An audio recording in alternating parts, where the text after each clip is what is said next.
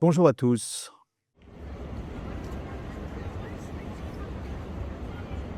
Allahu Akbar. America. And this is a free country.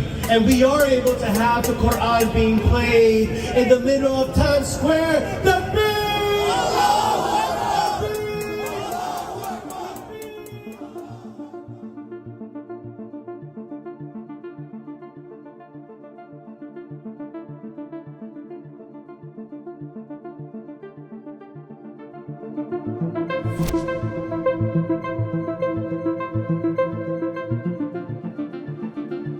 Voilà, cette entrée en matière.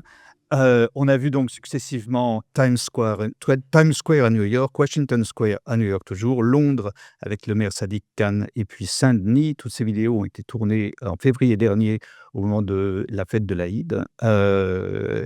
Et la question qui se pose, qui va être le sujet de cette émission, c'est, au vu de ces vidéos notamment, c'est quoi faire de l'islam aujourd'hui?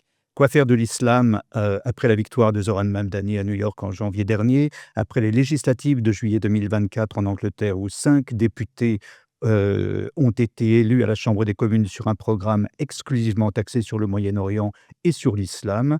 Quoi faire de l'islam après les récentes élections municipales ici en France, où les élus ouvertement musulmans représentants de la Nouvelle-France ont émergé à cette occasion? Quoi faire de l'islam quand, sur fond d'affaires sans sale, le ministre de l'Intérieur français, Laurent Nunez, affirme d'un côté refuser d'interdire le port du voile pour les petites filles en France, dans un discours prononcé le 12 mars dernier ou à la Grande Mosquée de Paris, et de l'autre demande l'annulation du rassemblement des musulmans de France au Bourget, qui était censé se tenir le week-end du 4 avril. Quoi faire de l'islam enfin sur fond de propagande iranienne, alors que, comme l'écrit la chercheuse marocaine Zineb Ribois, ce n'est pas au Caire, ni à Hammam, ni à Casablanca, mais bien à Londres, à Paris et à Berlin que la propagande iranienne a reçu son soutien le plus fervent.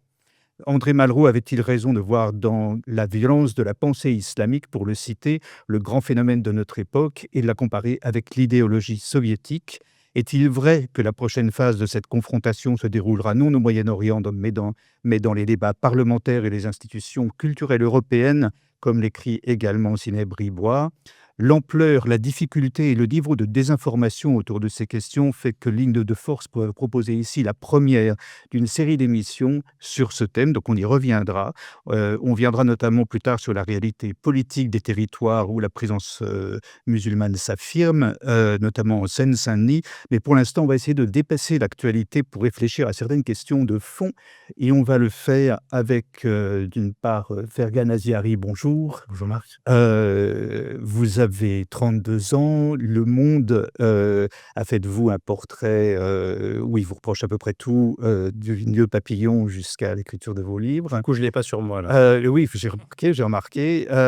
Vous êtes chroniqueur au Figaro depuis 2018. Vous avez écrit... Figaro Magazine, oui. Pardon? Figaro Magazine. Figaro Magazine, pardon. Et vous avez écrit 2 livres, dont le dernier fait beaucoup parler, L'islam contre la modernité, dont on va discuter ici. Et Razika Anani, bonjour. Bonjour. Vous êtes philosophe, vous êtes islamologue, vous êtes écrivain et essayiste. Vous avez sorti votre dernier livre, celui dont on va parler également, un livre important, Sortir de l'islamisme, avec je montre ici à la caméra, avec une préface de Rémi Brague. Vous dites dans ce livre que vous avez commencé à l'écrire, que votre réflexion, plutôt, qui vous a conduit à écrire ce livre et puis ceux qui ont précédé aussi, a commencé quand l'Algérie a été frappée de plein fouet par l'islamisme le plus radical. Vous viviez en Algérie à l'époque et vous avez vécu la décennie islamiste à l'époque. Avant qu'on commence l'émission, vous me disiez que vous aviez vu, le quotidien, c'était de se réveiller le matin sans savoir qui allait vous tuer, en fait. Oui, c'était des années très, très, compliquées en Algérie où des Algériens tuaient d'autres Algériens et c'est à ce moment-là que j'ai commencé à apprendre l'islam comme objet de réflexion et d'étude et ce qui m'a poussée à l'époque, à commencer ce travail, au départ, c'était pour me protéger moi-même et mes élèves, mes proches, hem, contre le discours religieux qui s'imposait à nous partout. Il fallait savoir leur répondre. Et comme ils n'écoutaient aucun autre discours en dehors du discours religieux, donc il fallait avoir les moyens de réponse qui puissent les mettre eux en difficulté au lieu que ce soit nous qui soyons en difficulté. Donc au départ, c'était cela l'objectif, mais très vite, euh, quelque chose avait attiré mon attention, c'était toutes les contradictions qui existent dans le discours religieux. C'est de dire une chose et son contraire en même temps. Et c'est à partir de là que ma réflexion est partie. Donc je voulais comprendre pourquoi ces contradictions, pourquoi il y avait autant de contradictions et pourquoi la pensée humaine, la raison de l'être humain, du musulman, n'arrive pas à détecter ces contradictions. Il les accepte. Donc la raison ne se sentait pas gênée devant ce genre de contradictions. Donc je Bah, voulais savoir. on va y revenir en détail sur les contradictions. Tout à l'heure, on va faire cette émission progressivement. On va commencer par on va discuter de l'islam, de l'islamisme et de l'histoire de l'islam dans son rapport à l'Occident. Mais d'abord, pour pointer un peu les enjeux l'un et l'autre, ce que vous dites, Razika Adnali, c'est que ce que vous écrivez, c'est qu'aujourd'hui, c'est en Occident que l'islam et l'islamisme obtiennent de plus en plus de victoires. L'islamisme n'a jamais été aussi fort et il le sera davantage dans l'avenir, vu la situation du monde actuel et les moyens dont il dispose. Il ne s'est jamais senti aussi bien, aussi proche de son objectif de conquérir le monde et d'imposer son modèle de société à toute l'humanité. Et si les choses continuent d'aller à la même allure, si aucun facteur ne vient changer la trajectoire de l'histoire, le 21e siècle sera inévitablement celui de l'islamisme. C'est ce que vous écrivez au début de votre livre. C'est Oui, en assez effet. radical. J'utilise le terme islamisme dans le sens d'islam politique. Oui. Évidemment, cet islam politique, il n'a jamais conquis autant de territoires dans toute son histoire, ce qui est évident. Aujourd'hui, il est installé en Europe, en Occident, aux États-Unis, partout, en Australie, partout. Donc, il n'a jamais été aussi fort. Ça, c'est une réalité que personne ne peut contester. Et évidemment, cela demande, à réfléchir sur l'avenir, de l'humanité, sur l'avenir de l'Occident, mais aussi du monde musulman. Parce que s'il arrive à s'imposer autant en Occident, cela aussi, cela reviendra à dire aussi qu'il va s'installer et qu'il va s'imposer davantage dans le monde musulman. Donc en effet, il faut se poser des questions. Alors, ça fait partie des éléments sur lesquels vous êtes d'accord tous les deux. Fergan Aziari, vous partagez à peu près ce constat. Votre livre donne des chiffres qui sont assez radicaux eux aussi, mais qui sont peut-être pas discutables. Vous citez le Pew Research Center qui note que l'islam a été la religion qui a connu la plus forte croissance entre 2010 et 2020 en raison d'une forte natalité et d'un faible taux d'apostasie. Compte tenu des courants d'opinion qui traversent la société musulmane et des niveaux de violence qu'elle tolère, l'augmentation de la part de l'islam à l'échelle du globe, si elle n'est pas enrayée, sera l'un des plus grands défis posés à la paix et à la prospérité mondiale dans les années à venir. C'est un des éléments de... Oui, bah, voilà, là-dessus, je pense qu'on est d'accord avec Razeka sur l'état des lieux et le fait effectivement que cet état des lieux est très préoccupant. Alors, moi, mon livre ne prétend pas du tout poser un diagnostic original. Je veux dire, l'idée, le constat que le monde musulman est aujourd'hui dans un état lamentable et est en deçà des standards que nous sommes en droit d'attendre des sociétés modernes et civilisées, c'est un constat que les musulmans font eux-mêmes depuis au moins 2 siècles. Ils ne m'ont pas attendu pour faire ce constat, donc bien avant l'expansion coloniale occidentale.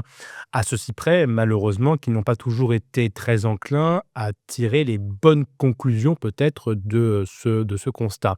Aujourd'hui, on constate en effet que le monde musulman est composé d'une quantité astronomique de régimes tyranniques où, par définition, la liberté et l'égalité relèvent de la science-fiction. Il y a un chiffre que je cite dans mon livre, c'est que sur les 1,9 milliard de gens qui peuplent cette ère culturelle qu'on appelle l'islam avec un I majuscule, seulement 3% d'entre eux vivent dans des régimes plus démocratiques que la moyenne mondiale, donc 3%. Et donc le nombre de démocraties libérales en terre d'islam, on se compte sur les doigts d'une main atrophiée. De la même manière, les sociétés musulmanes comptent parmi les sociétés les plus misogynes, les plus antisémites, les plus homophobes. Ça ne veut pas dire qu'elles ont le monopole de la violence et de l'obscurantisme, mais qu'elles affichent des niveaux d'intolérance, de haine, de violence qui sont anormalement élevés, non seulement au regard des standards occidentaux, mais ça va sans dire, mais également au regard des standards internationaux. C'est-à-dire que même lorsqu'on procède à des comparaisons régionales, On se rend compte que l'Afrique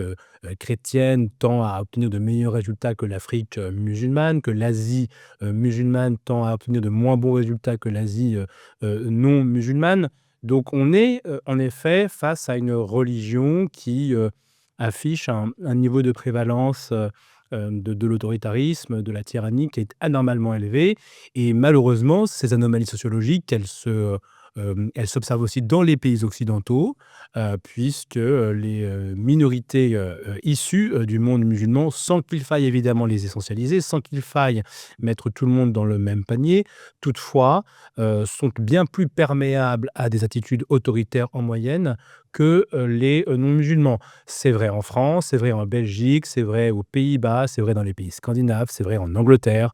En France, on a des chiffres comme ceux d'Hakim El-Karoui qui montrent que plus d'un musulman sur deux euh, estime que les femmes doivent obéir à leur mari contre 5% de la population, que plus d'un musulman sur deux, ce sont les chiffres de la Fondapol, juge que les juifs ont trop de pouvoir dans la politique, l'économie et les médias contre un quart, un cinquième de la population, que les préjugés homophobes sont bien plus élevés chez les musulmans que chez les non-musulmans. Donc des tas de statistiques, de chiffres, effectivement, qui montrent que l'islam produit, hélas, les catégories sociologiques les plus illibérales, les plus autoritaires, les plus réactionnaires du spectre politique français et européen. Un phénomène, hélas, que l'on tend à euphémiser dans les médias traditionnels, alors même que ce phénomène est incontestablement très inquiétant et pose une vraie question, bien sûr, la viabilité finalement de nos démocraties libérales à l'avenir si les parts de marché, si j'ose m'exprimer ainsi, de cette religion, les parts de marché de cette religion ne sont pas enrayées. Voilà. Alors c'est dès qu'on dit ça, en général, on se fait traiter, d'islamophobe et d'essentialiste. En réalité, vous citez d'ailleurs, Fergan dans votre livre, vous citez notamment Édouard Saïd qui dit, lui, qu'il peut pas être soupçonné d'islamophobie, clairement pas, qui dit que, ce qui nous fait réfléchir, c'est qu'il y a aux États-Unis, par exemple, des dizaines de centres d'études sur l'Orient arabo-musulman, alors qu'en Orient, il n'y a aucun établissement spécialisé dans les études sur les États-Unis qui dispose d'une influence décisive sur l'économie et la politique de la région. Donc c'est ce manque qui est à interroger et ce que vous c'est un peu ça va être un peu le sujet de cette émission. Il ne s'agit pas d'essentialiser l'islam et encore moins les musulmans, mais il s'agit d'essayer de donner des pistes pour tenter de comprendre comment on en est arrivé là, sans nier les réalités telles qu'elles sont. Alors, Razika Adnani, dans votre livre, il y a 2 choses, très importantes. La première, c'est que et là aussi vous êtes d'accord, vous êtes en désaccord sur un certain nombre de points, on y viendra tout à l'heure, mais vous êtes d'accord sur, une partie de ce constat et donc Razika Adnani, vous expliquez dans votre livre, que contrairement à ce que tout le monde dit, notamment en France, il n'y a pas de différence entre l'islam et l'islamisme. Au fait, moi, ce concept islamisme, évidemment, j'ai entendu parler de ce mot quand j'étais en Algérie, la presse a commencé à l'utiliser, mais dans toute l'histoire de l'islam, il n'y a jamais eu de terme. Un, c'est l'islam et l'autre, c'est l'islamisme. Il n'y a que le terme islam. Donc ce terme a commencé à être utilisé par la presse, mais à l'époque, on le comprenait comme un islam politique, mais en même temps qui ne veut pas séparer la religion de la Et politique. ce que vous dites, c'est que le terme islamisme, vous le faites remonter au XVIIIe siècle, notamment, à Voltaire, qui en fait, à l'époque, en faisait un synonyme de la religion mahométane ou mahométisme, comme il écrivait, et qu'au début du XXe siècle, le terme a cédé la place au terme arabe islam qui s'est imposé pour désigner la religion musulmane et que c'est seulement en 93, c'est-à-dire au moment de la guerre civile, que le terme islamisme est revenu dans le vocabulaire pour désigner ce qui se passait notamment, en Algérie, c'est-à-dire ce qu'on a appelé la guerre civile, en réalité des massacres de civils par les islamistes. Et ce que vous dites, c'est que ce terme est essentiellement un terme universitaire français, Oui, étranger au monde musulman. il a été créé en France au départ pour désigner la religion musulmane. Et ensuite, à partir de la fin des années 1990, début des années 1980, on lui a changé de sens en France. Ce sont les universitaires français qui lui ont changé de sens. Ils ont décidé que ce terme signifiait l'islam politique. Jusque-là, on peut accepter l'évolution de terminologique, comme les termes peuvent et le sens des termes peut évoluer. Cependant, le terme tel les universitaires l'ont défini posait un grand problème, étant donné qu'ils ont décidé que cet islam politique était né au XXe siècle et qu'il n'avait aucun lien avec l'islam.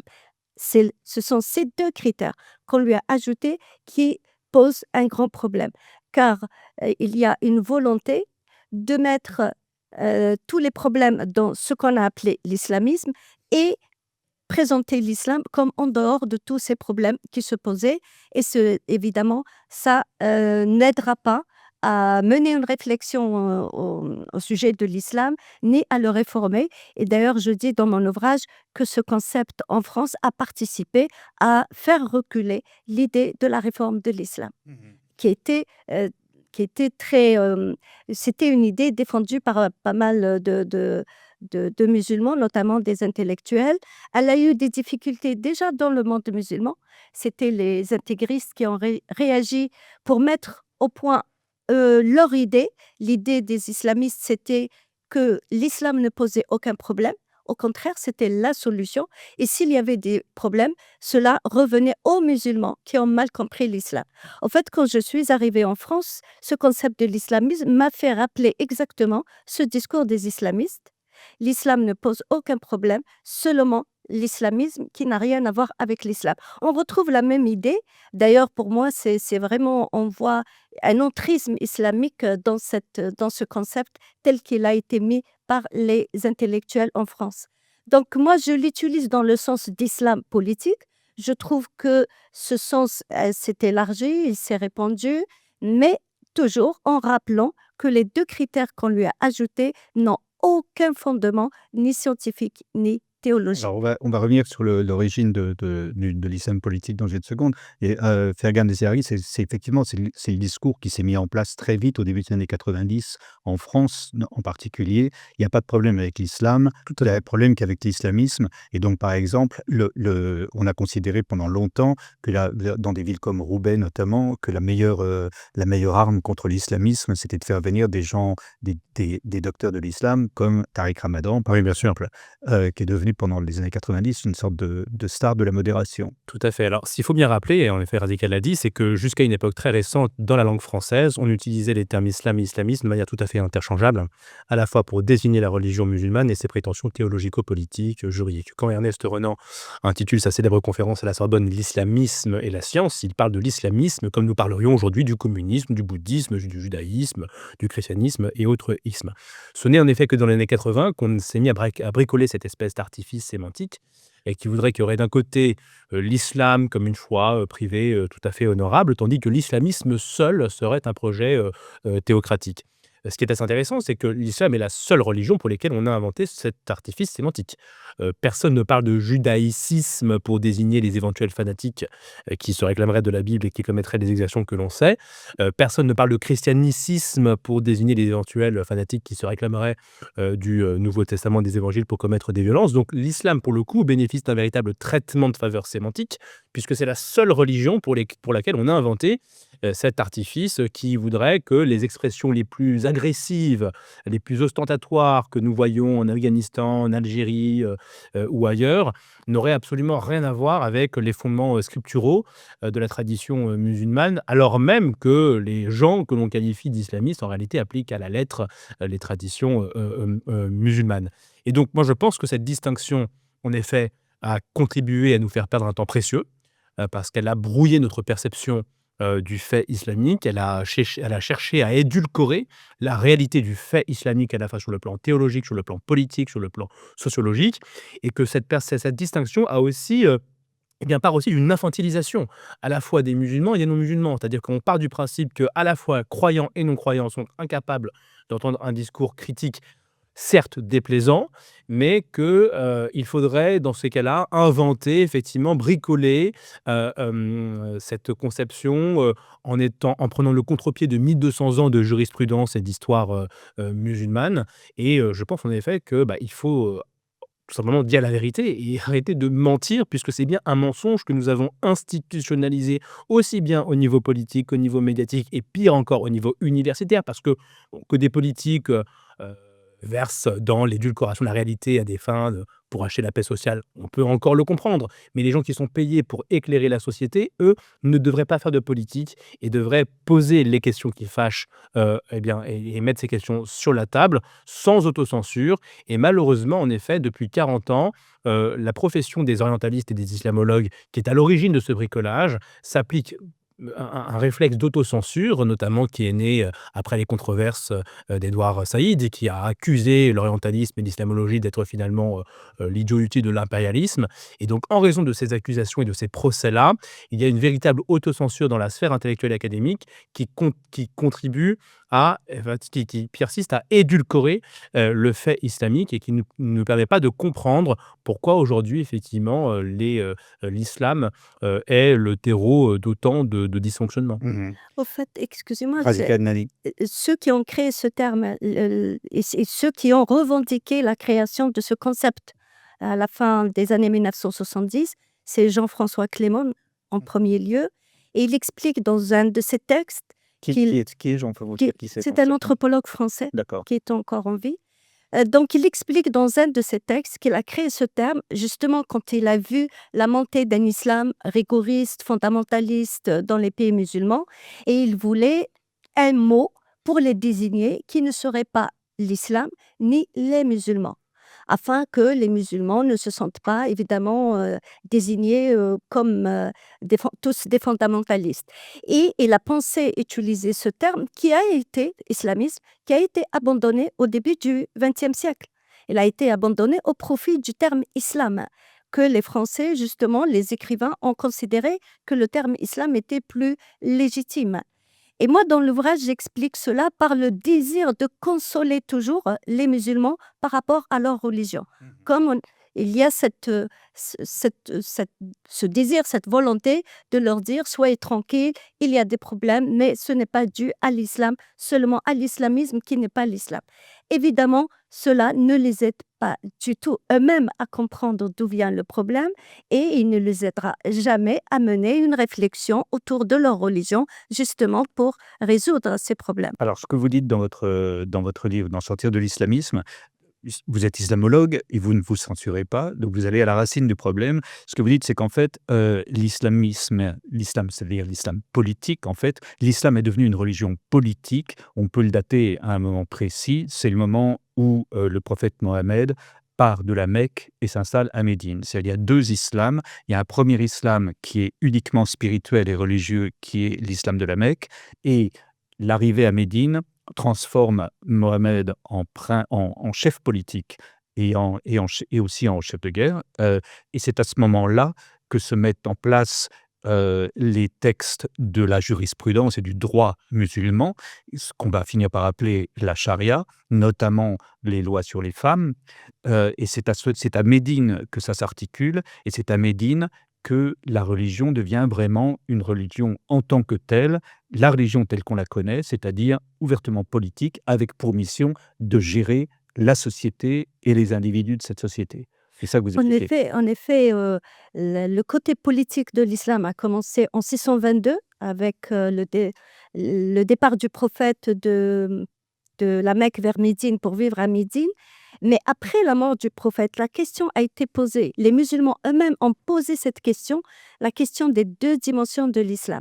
Autrement dit, est-ce que l'islam doit être uniquement une religion ou une religion et une organisation sociale en même temps?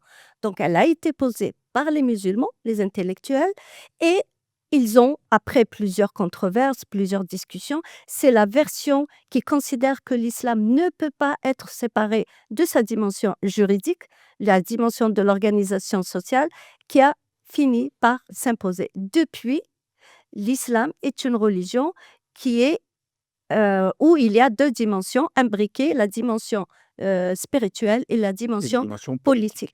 L'islam comme religion et une politique en même temps, les intellectuels qui vivent dans le monde musulman le disent, ils ne nient pas, ils ne disent pas que l'islam politique a commencé au XXe siècle.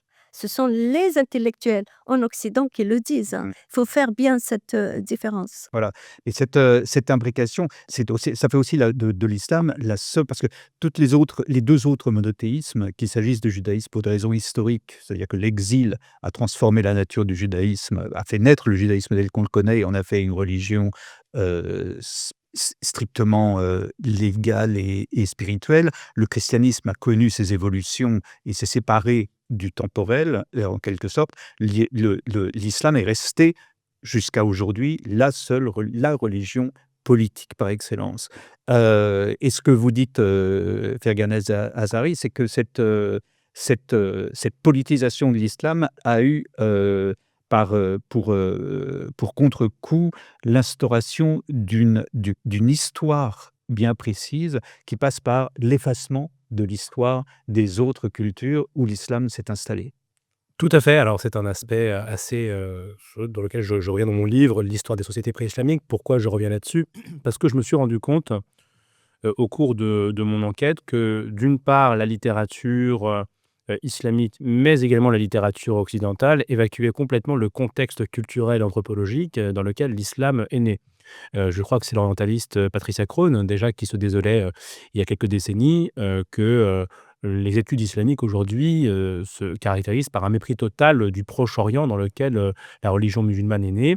Et il est vrai que l'historiographie musulmane elle-même, s'est efforcée, eh bien, de dévaloriser, l'héritage, des, sociétés, pré-islamiques en, finalement, nous prétendant que l'islam serait né dans une espèce d'Orient arriéré, anarchique, illettré, polythéiste. On sait que tout ça est tout à fait faux, qu'on sait que l'Arabie. On dit à la fois ça et on dit que l'islam a été le grand passeur des philosophes, antiques, grecs, et que donc c'est Oui, alors là aussi, il y a beaucoup de raccourcis parce que la traduction de la science grecque, en arabe, on sait qu'elle est principalement imputable aux chrétiens d'Orient, aux chrétiens de langue syriaque, qui avaient été exilés par Constantinople, et pour une raison très simple, c'est que ces communautés-là, étaient, les rares à maîtriser à la fois le grec, l'araméen, le syriaque, et l'arabe. Là où, à quelques exceptions près, les savants musulmans se sont toujours refusés, d'apprendre, le grec, le copte, le syriaque, mais également le latin, puisqu'ils sont allés en Afrique du Nord et dans l'Espagne visigothique, donc des régions où le latin était implanté. Et jusqu'au XVIIIe siècle, ainsi que le rappelle Bernard Lewis, rares ont été les savants, musulmans qui ont tenté d'apprendre une langue occidentale. Donc là-dessus, il y a beaucoup de raccourcis, c'est-à-dire qu'on joue sur la confusion entre islam religion et islam ère civilisationnelle. L'islam, l'ère civilisationnelle islamique, n'était pas exclusivement musulmane, dans le sens où les califats omeyyades et abbassides étaient des empires multiculturels, multiconfessionnels. Et des historiens estiment par exemple que jusqu'aux premières croisades, le christianisme était encore majoritaire en Syrie et en Haute-Mésopotamie. Et donc on ne peut pas réduire en effet et imputer le génie des sociétés, orientales, médiévales à l'islam seulement, dans la mesure où juifs, chrétiens, païens, zoroastriens ont également contribué à l'épanouissement, des arts, des lettres et des sciences en terre d'islam. Et ces contributions, la littérature islamique les a complètement, effacées, de même que l'historiographie, islamique a complètement effacé l'histoire des sociétés pré-islamiques. Et moi, j'illustre totalement cette indifférence en rappelant que lorsque vous prenez les plus beaux vestiges des civilisations anciennes qui parsèment l'Afrique du Nord, l'Orient, je pense évidemment à Pétra, Palmyre, les trésors de l'Égypte pharaonique et autres, ces sites ont presque toujours été exhumés et étudiés par des archéologues étrangers, européens, et très rarement par des musulmans natifs et autochtones. C'est comme si, les Arabes, les Berbères et les Afghans avaient manifesté beaucoup plus de curiosité pour les Gaulois que les Français eux-mêmes. Voilà le genre d'anomalie auquel nous sommes confrontés. Et Et vous rappelez, que, parmi les choses qui ont été oubliées, hein, dans le monde musulman, Beyrouth a été un phare du droit où les juristes romains affûtaient leur esprit, je vous cite, hein. À Palmyre résonnaient les tragédies grecques, les enfants de l'aristocratie récitaient les fables d'Ésope. Les Arabes ont donné à Rome des empereurs et des impératrices tels Philippe l'Arabe ou Julie Adoma. Il y a une reine catholique arabe, Maavia, qui a défendu l'orthodoxie contre l'empereur Valens. qui défendait Constantinople contre les Goths. Voilà, en Libye, les écoliers, lisaient l'Iliade. On lisait Sophocle en Afghanistan, chose que j'ignorais personnellement. Enfin bref, Et des colonies, en effet, grecques qui sont allées jusqu'en Afghanistan dans le sillage des expéditions, d'Alexandre, et qui, en effet, il y a un art gréco-bouddhiste qui s'est d'ailleurs, développé en Afghanistan, que les talibans, ont détruit. Et moi, j'invite vraiment les gens à aller voir le musée des arts asiatiques, le musée Guimet des arts asiatiques à Paris, et d'aller voir ces salles consacrées à l'art du Gandhara. Et donc, quand on voit ces réalisations pré-islamiques, moi, j'ai beaucoup de mal effectivement à adhérer au mensonge d'un islam civilisateur qui aurait régénéré un Orient arriéré. Et mon vœu le plus cher serait que les Arabes, les Berbères, qui ont donné aussi à la littérature latine des romanciers talentueux, qui ont donné des papes à la chrétienté, on l'a oublié. Saint Augustin, grand théologien, a longtemps été le maître à penser de l'Occident chrétien, était d'origine berbère. Et donc, moi, mon vœu le plus cher serait que les musulmans se demandent sur un ton nostalgique ce que serait leur existence aujourd'hui si l'islam avait échoué, parce que ma conviction, c'est que l'islam a quand même arraché tous ces peuples-là à des cultures, à des civilisations qui étaient à des années-lumière de civilisation. Alors, vous êtes pas le seul. Oui, allez-y. Je voudrais Allez-y, juste Nathalie. euh, ce blocage de la pensée, hein, de la réflexion, de la pensée, et de cet obscurantisme dans le domaine de l'islam ne s'est pas mis en place très vite dans l'histoire de l'islam. Ce qui explique pourquoi au départ les musulmans ont accepté les autres cultures. Les califes à Bagdad, ils ont bâti une civilisation dans laquelle tout le monde a participé à son élaboration. Il y avait des traductions des différents livres d'autres langues vers la langue arabe. Et la direction de la maison de sagesse d'Al-Mamoun, le calife Al-Mamoun, a été confiée à un chrétien, Yahya ibn Addi. Donc, pour voir à quel point à l'époque il y avait une ouverture sur les autres cultures, sur les autres civilisations. Ce qui s'est passé, là, la question, que s'est-il passé Voilà. pour qu'on passe d'une ouverture à un enfermement? Oui. Eh bien, c'est ce que j'explique justement parce que je voulais comprendre comment est-ce que cela a été fait. Eh bien, cela s'est passé par il y a eu une réaction de la part des musulmans de Médine. Médine, qui est la deuxième ville sainte de l'islam. C'est une réaction qui a été menée notamment par le fondateur du malikisme. Il a réagi pour contrer cette liberté de réflexion qui existait en Irak notamment. Et dans l'histoire de l'islam, c'est très connu. L'école de Médine, l'école de l'Irak. Tous les musulmans connaissent ces deux écoles. L'école de Médine, l'école de l'Irak. L'école de Médine, on l'appelait l'école du hadith, et l'école de l'Irak, l'école de l'opinion. L'opinion veut dire la possibilité d'utiliser sa propre pensée, sa propre Voilà, c'est ça, opinion. c'est le point central, la possibilité d'utiliser sa subjectivité pour interpréter les textes. Pour C'est ça? interpréter, pour mettre au point des règles, des nouvelles règles sociales. Donc, il y avait cette revendication de la pensée comme source de connaissance. Face à l'école de Médine, qui ne voulait reconnaître que la révélation comme source de connaissance. Et après plusieurs débats, plusieurs controverses, c'est l'école de Médine qui a fini par s'imposer. D'ailleurs, dans mon ouvrage, pas celui-ci, mais celui que j'ai publié en 2017, je me suis interrogée sur la raison qui a fait que c'est l'école de Médine qui a gagné ce débat. Eh bien, j'ai expliqué cela par plusieurs raisons, dont le fait que les Médinois revendiquaient toujours leur supériorité comme des descendants du prophète, qui avaient le sang du prophète dans les veines, qui maîtrisaient la langue arabe, donc ils avaient soi-disant Et en une fait, supériorité. c'est eux qui se sont essentialisés, en fait. Oui, ils ont Oui, ça, imposé leur supériorité et les autres les ont acceptés. Et il y avait des califes avec eux. Donc, Al-Mutawakkil, qui a été du côté de cette vision des choses, où la révélation est la source de connaissance. Évidemment, quand on arrive à présenter la révélation seule comme source de connaissance, quand on dénigre la pensée humaine, donc l'être humain, évidemment, une civilisation ne peut pas prospérer. Alors, Fergan, je vous vois hocher la tête. Avant de vous donner la parole, je voudrais continuer sur un point parce que dans votre livre, Razika Adnali, vous explorez les 3 concepts qui ont vissé l'islam et qui en ont fait une religion totalitaire, politique et totalitaire, et en particulier le premier qui est que je trouve assez fascinant parce qu'il agit directement sur le temps. C'est la théorie du Coran incréé que vous faites remonter au Xe siècle. Et c'est l'idée que Dieu n'a pas créé le Coran, comme c'est le cas des autres créatures, car il est l'un de ses attributs et Dieu n'existe pas sans ses attributs. Donc, le Coran existait avant l'existence du temps.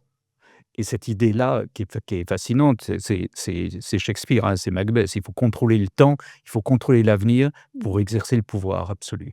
Et ce que vous dites, c'est que cette théorie est devenue une véritable épistémologie dans l'islam et la conséquence, c'est que l'histoire commence au 7e siècle et se termine au 7e siècle. Tout est clos. Oui, tout est un égarement. En dehors du 7e siècle, tout est un égarement. Au fait, pour bloquer justement la pensée, pour ne plus lui permettre de s'exprimer, donc pour qu'on arrive à cette défaite de la pensée et de l'être humain face au divin, les musulmans ont créé toute une théologie. Ils l'ont pas fait juste comme ça. Il y avait toute une théologie. Parmi ces théologies, cette théorie du Coran incréé, et que j'ai expliqué déjà dans d'autres ouvrages, mais je l'ai expliqué aussi dans cet ouvrage, et qui présente le Coran comme un livre qui existait avec l'existence de Dieu. Et comme Dieu existe en dehors du temps, donc le Coran existe en dehors du temps. Et c'est cela qui a permis aux musulmans de dire que le Coran est valable en tout temps et en tout lieu. On l'entend souvent dans le discours religieux. Elle vient d'où, cette phrase? Le Coran ou l'islam est valable en tout temps et en tout lieu, elle vient justement de cette théorie du Coran incréé. Mais en réalité, c'est une théorie qui a été mise en place par les musulmans. Et si on revient au Coran lui-même, on trouve que le Coran lui-même l'a démenti, au fait. Le Coran, si on le prend en compte, on trouve il ne reconnaît pas cette théorie du Coran incréé. Et beaucoup de musulmans l'ont évidemment critiquée, mais elle reste dans le discours religieux aujourd'hui celle qui prime. Mais il n'y a pas que celle-ci, il y a aussi la théorie du Coran, la théorie des salafs, qui a fait des premiers musulmans ceux Salafistes, donc qui les premiers détiennent musulmans la voilà. vérité On revient absolue. toujours au temps, au contrôle du temps par le passé et d'un passé impossible à changer. Et le troisième terme, c'est ce que vous appelez le nakal, c'est-à-dire qui découle du premier. Si le Oui. Coran est incréé, par définition, les phrases qu'on introduit dans la discussion, les phrases du Coran, ne peuvent pas être autre chose que les phrases exactes, sans possibilité de modification. Nakhl est un terme arabe qui signifie prendre et transférer, prendre d'un lieu et déposer dans l'autre. Et les commentateurs, justement, ont dit, nous, on fait que prendre ce qu'il y a dans le Coran, Ouais, c'est ce ça. qui est évidemment tout à fait faux, parce que la pensée humaine n'est pas un appareil photographique, hein. On ne prend pas un sens d'un livre, on le dépose dans un autre livre. Mais toute cette théologie a participé à justement fermer toute possibilité de discussion, de réflexion et d'évolution dans le domaine de l'islam. Ce qui explique pourquoi avant cette théologie, il y avait une effervescence intellectuelle, Mmh. car on a mis fin à toute cette effervescence avec cette théologie. Donc on ne pourra jamais comprendre ce qui se passe aujourd'hui en islam si on ne décortique pas toute cette histoire théologique de l'islam. Alors Fergan, vous n'êtes pas exactement d'accord avec ça, si j'ai bien compris. Il me semble quand même que cette idée de contrôle du temps me semble intéressante parce que ça explique quand même l'islam politique comme système totalitaire contrôlant le temps. Razika Adnani écrit que l'islam totalitaire n'imagine son existence qu'en détruisant les autres civilisations, ce qui me semble effectivement cohérent. Ouais, Parce qu'à d'accord. partir du moment où on veut contrôler le temps, on ne peut pas admettre que d'autres soit dans le temps. On est obligé de les je me demande même si c'est pas la source du prosélytisme, en fait. Mais L'idée qu'il faut, contrôler, tout ce qui peut se passer. je voudrais juste revenir peut-être sur ce qui a été dit tout à l'heure sur, l'ouverture, initiale de l'islam à d'autres cultures. Je pense que c'est une idée qu'il faut vraiment relativiser et il faut faire attention parce qu'il faut quand même se souvenir d'une chose importante qu'on oublie. L'islam, lorsque les sociétés musulmanes s'étendent et conquièrent donc l'Afrique du Nord, l'espace désertique et le Proche-Orient, l'islam va s'emparer, de sociétés qui sont dans le giron hellénistique et gréco-romain. Pourquoi j'insiste là-dessus dans mon livre? J'insiste là-dessus parce que tout cela signifie que finalement, les Européens et les musulmans avaient à portée de main le même patrimoine immatériel. Et donc les musulmans ont eu à portée de main tout le patrimoine immatériel ou presque tout le patrimoine immatériel qui, par couches et apports successifs, a fini par enfanter les civilisations les plus libérales qui soient. Et donc à partir d'un patrimoine immatériel commun qui est le patrimoine immatériel gréco-romain et hellénistique, qu'il faut expliquer pourquoi l'Occident et les sociétés musulmanes ont pris des trajectoires aussi différentes. Bien. Et Mmh. pour expliquer ces trajectoires, on ne peut pas se contenter de dire que les musulmans ont manifesté une totale ouverture intellectuelle. Parce que dès le début, l'islam met en œuvre une sélection dans le patrimoine hellénistique. Il y a des choses qu'on va prendre, les sciences, une partie de la philosophie aristotélicienne et platonicienne, ça c'est vrai, mais il y a des choses qu'on va délaisser. Les langues, encore une fois, non occidentales, non musulmanes, pardon, seront méprisées à quelques exceptions près. Le grec et le syriaque, le copte, qui étaient donc des langues qui étaient implantées respectivement en Égypte et en Syrie, vont décliner jusqu'à quasiment disparaître de la vie intellectuelle. Le latin sera présent en Afrique du Nord jusqu'au XIe siècle et va ensuite disparaître. Donc là-dessus, on ne peut pas dire que les musulmans se sont montrés ouverts aux apports linguistiques des civilisations conquises. De même, les idées politiques et juridiques ne vont pas exercer du monde gréco-romain, pardon, ne vont pas exercer la même fascination sur les Européens que sur les musulmans. Averroès, dans un texte très célèbre, par exemple, se désolait qu'il n'avait jamais eu accès à la politique d'Aristote, parce que ce texte n'a jamais été traduit en arabe. Il faudra attendre le XXe siècle pour que la politique d'Aristote soit traduite en arabe, là où les Européens se sont abreuvés auprès de Byzance et non pas du monde musulman pour accéder à cette littérature politique qui a la portée que l'on sait, puisque cette littérature, on le sait, a eu une incidence notable sur l'éclosion des institutions de la modernité. Donc les idées politiques et juridiques issues de l'Antiquité gréco-romaine ont été complètement méprisées par les musulmans, et ceci dès le début. Donc en cela, il faut, je pense, relativiser effectivement l'idée d'une ouverture à l'altérité. Ensuite, dire que tout a commencé avec les juristes, notamment de Malékite ou de Médine, je pense que c'est malheureusement encore une manière de ne pas, comment dire, considérer, de ne pas vouloir examiner les vices de fabrication, les vices de conception et les défauts congénitaux de la tradition musulmane. Pourquoi je dis ça? Parce que là encore, j'insiste en disant que les musulmans se sont emparés d'un Proche-Orient qui était largement hellénisé et christianisé. Et à partir de ce moment-là, il me semble qu'on était en droit d'attendre de ces musulmans qu'ils fassent fructifier les éléments les plus libéraux de l'Antiquité et de l'Antiquité tardive pour proposer un système de valeurs plus sophistiqué que ne l'étaient les sagesses et les systèmes philosophiques antérieurs. Or, ce n'est pas ce qui s'est produit.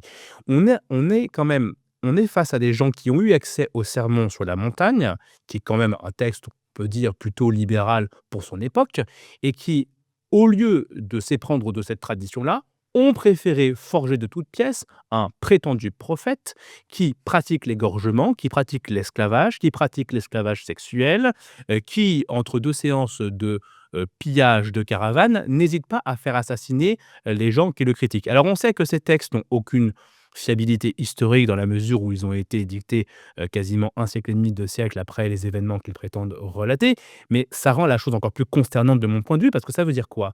Ça veut dire que le personnage que les musulmans ont forgé aurait pu ressembler à toute autre chose, dans la mesure où Mmh. la fiabilité historique de ces récits est très faible. Or, ils avaient à leur disposition le modèle de Jésus-Christ qui était, pour l'époque, me semble-t-il, assez vertueux.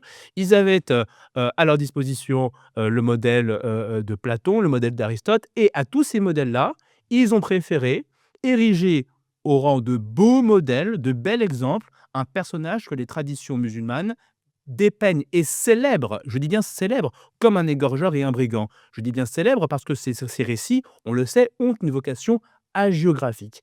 Et il me semble que le péché originel de l'islam est là, et que si on ne veut pas l'admettre, je pense qu'on effleure une partie du problème, de même que les questions théologiques relatives au Coran, créé ou incréé, bon, tout ça c'est intéressant ou pas. Moi je pense que malheureusement, en se contentant de ce genre de débat, on reste prisonnier d'une terminologie qui relève de la superstition. La réalité, c'est que nous n'avons pas besoin d'une approche théologique, nous avons besoin d'une approche scientifique du fait islamique, historico-critique. Et moi, je regrette, par exemple, que Radical ne se réfère pas beaucoup aux résultats de la méthode historico-critique qui nous enseigne que le Coran, évidemment, n'est pas la parole de Dieu. C'est un texte de l'Antiquité tardive qui recycle des traditions juives, chrétiennes, des éléments d'évangiles apocryphes. On sait que des éléments de la tradition zoroastrienne, on sait que les 5 prières par jour, ça vient du zoroastrisme. Et je pense que le salut viendra d'une approche scientifique qui décortique le mensonge que constitue en réalité la tradition coranique qui n'a aucune réalité, aucune fiabilité historique et scientifique. En fait, Monsieur Lazeraï demande à ce qu'on relativise alors que lui ne relativise pas, parce que dire que les musulmans ne se sont pas du tout intéressés au patrimoine ancien des civilisations anciennes Pas des idées Puis- juridiques. et les ont bien prises en considération. La preuve qu'ils ont créé la maison de la sagesse justement pour traduire les livres anciens des langues anciennes vers la langue arabe. Et dans toute la philosophie musulmane et la théologie musulmane, on va trouver l'influence de toutes ces autres philosophies et ces autres religions d'ailleurs dans ce que les musulmans ont créé. Si on prend juste le chiisme, il comprend en lui beaucoup d'idées qui viennent du christianisme, par exemple. Si on prend juste le soufisme. Et l'erreur aussi que commet Monsieur Lazeraï, il considère que l'islam a été construit tel qu'il est, il a été complètement construit dès l'existence du prophète. En fait, c'est ce que j'explique dans mes ouvrages, quand le prophète est mort, il a légué aux musulmans un Coran, il a légué une tradition qui n'était pas écrite, un Coran qui n'était pas écrit, et le travail a été fait après. Donc tout le travail qui construit aujourd'hui ou qui a fait ce qu'est l'islam aujourd'hui, s'est fait petit à petit lors des premiers siècles de l'islam. Donc au départ, il y avait une ouverture, je parlais de l'école de l'Irak, il n'y avait pas la même ouverture à Médine, où les gens étaient plus religieux, plus proches du prophète, ils voulaient reprendre ses habitudes à la lettre, mais pas en Irak, pas en Andalousie. Donc, mais il y avait évidemment une confrontation entre les deux écoles, une confrontation entre les deux conceptions de l'islam, et c'est les autres qui ont fermé toute possibilité de réflexion, qui ont fini par s'imposer. Mais si on présente les choses comme tout est négatif, il n'y a jamais eu de positif, moi je considère que cette théologie elle-même dont j'ai parlé, la manière avec laquelle elle a été construite, il y avait beaucoup d'intelligence derrière, même si c'était une intelligence qui avait comme objectif de fermer la pensée, mais ça a été écrit avec une certaine intelligence. Mettre le Coran en dehors du temps, faudrait le penser pour pouvoir après convaincre les musulmans de cela. Et donc, il y avait une réflexion, une effervescence de travail, de réflexion dans tous les domaines. Et si on ne le connaît pas, on ne comprendra jamais l'islam d'aujourd'hui, ni la relation que les musulmans entretiennent avec l'islam. Donc pour moi, c'est très important et ce travail est un travail historique et c'est un travail théologique, historique, épistémologique, mais ce n'est pas qu'un travail théologique. Il y a de la philosophie dedans, de l'épistémologie, de l'histoire. Il y a aussi un travail évidemment théologique, juridique et un travail aussi dans les textes de l'islam lui-même. Alors, dans ce que vous dites, en réalité, vous n'êtes pas forcément complètement en opposition, parce que dire que le Coran a été finalement rédigé 2 siècles après les événements qu'il décrit, on arrive à peu près au 9e siècle. Non, Le texte se stabilise au Xe siècle. le texte, Bien plus loin que ne le prétend la Vulgate haussmannienne qui prétend que ça a été canonisé quelques décennies. On sait que tout ça est faux. Vous m'avez pas répondu sur la méthode historico-critique. Est-ce que vous pensez vraiment, cher Azeka, que le Coran est le fruit de la parole de Dieu révélée à Mahomet par l'intermédiaire de l'ange Gabriel? C'est absurde comme idée. tout dépend de ce que vous voulez par votre travail. Moi, mon travail, ce n'est pas de dire aux musulmans, votre islam n'existe pas. Le Coran dont vous parlez, c'est un livre qui a été écrit par l'être humain. Et si vous dites ça, c'est que vous dites aux musulmans, quittez l'islam. Moi, je n'ai pas à leur dire, quittez l'islam. Au contraire. Et c'est ça, vous vous placez Ouais. pas du tout du même point. Moi, du même point au de vue. contraire, je dis dans mes ouvrages, si les musulmans considèrent que le Coran est le livre de Dieu, c'est un postulat, on peut le prendre ainsi. Non, Eh c'est la bien, superstition, est-ce que... pardon. Non, non, non, non. Est-ce qu'à partir de là, du même livre, est-ce qu'il y a possibilité de construire autre chose? Hmm. Dans toutes les sciences, excusez-moi, il y a des postulats, même en mathématiques, il y a des postulats qu'on prend comme des vérités. Et même quand il a parlé de ces postulats, notamment dans le domaine de la métaphysique, donc on peut prendre le Coran comme un livre révélé. Celui qui veut y croire comme ça, qu'il y croit. Celui qui veut considérer cela comme un postulat seulement, pourquoi pas. Mais est-ce qu'il y a possibilité, à partir de ce même livre, de faire quelque chose d'autre? C'est ça la question. C'est-à-dire est-ce que le cerveau humain peut inventer quelque chose? En fait, vous placez de deux points de vue complètement différents, toute proportion gardée. Razika Adnani, vous adoptez vis-à-vis de l'islam la position de la Gershom Scholem vis-à-vis du judaïsme. Il y a une étude historico-scientifique d'une religion sans vous prononcer sur le fond. Tandis que Fergan, Aziari, vous placez d'un point de vue qui est pratiquement unique dans le paysage français, je dois dire. Hélas. Qu'on trouve en Angleterre avec Ayaan Hirsi Ali, ou qu'on a trouvé aussi avec Christopher Hitchens, par exemple, des gens qui sont absolument radicaux sur la question, mais dont la subjectivité est complètement radicale. C'est-à-dire que vous ne Je ne pense revendiquez pas pas radical, je- remarque. Je pense que radical au sens de définitif. oui, oui. Subjectivité. Et non, je pense que je me situe du côté de la science en réalité.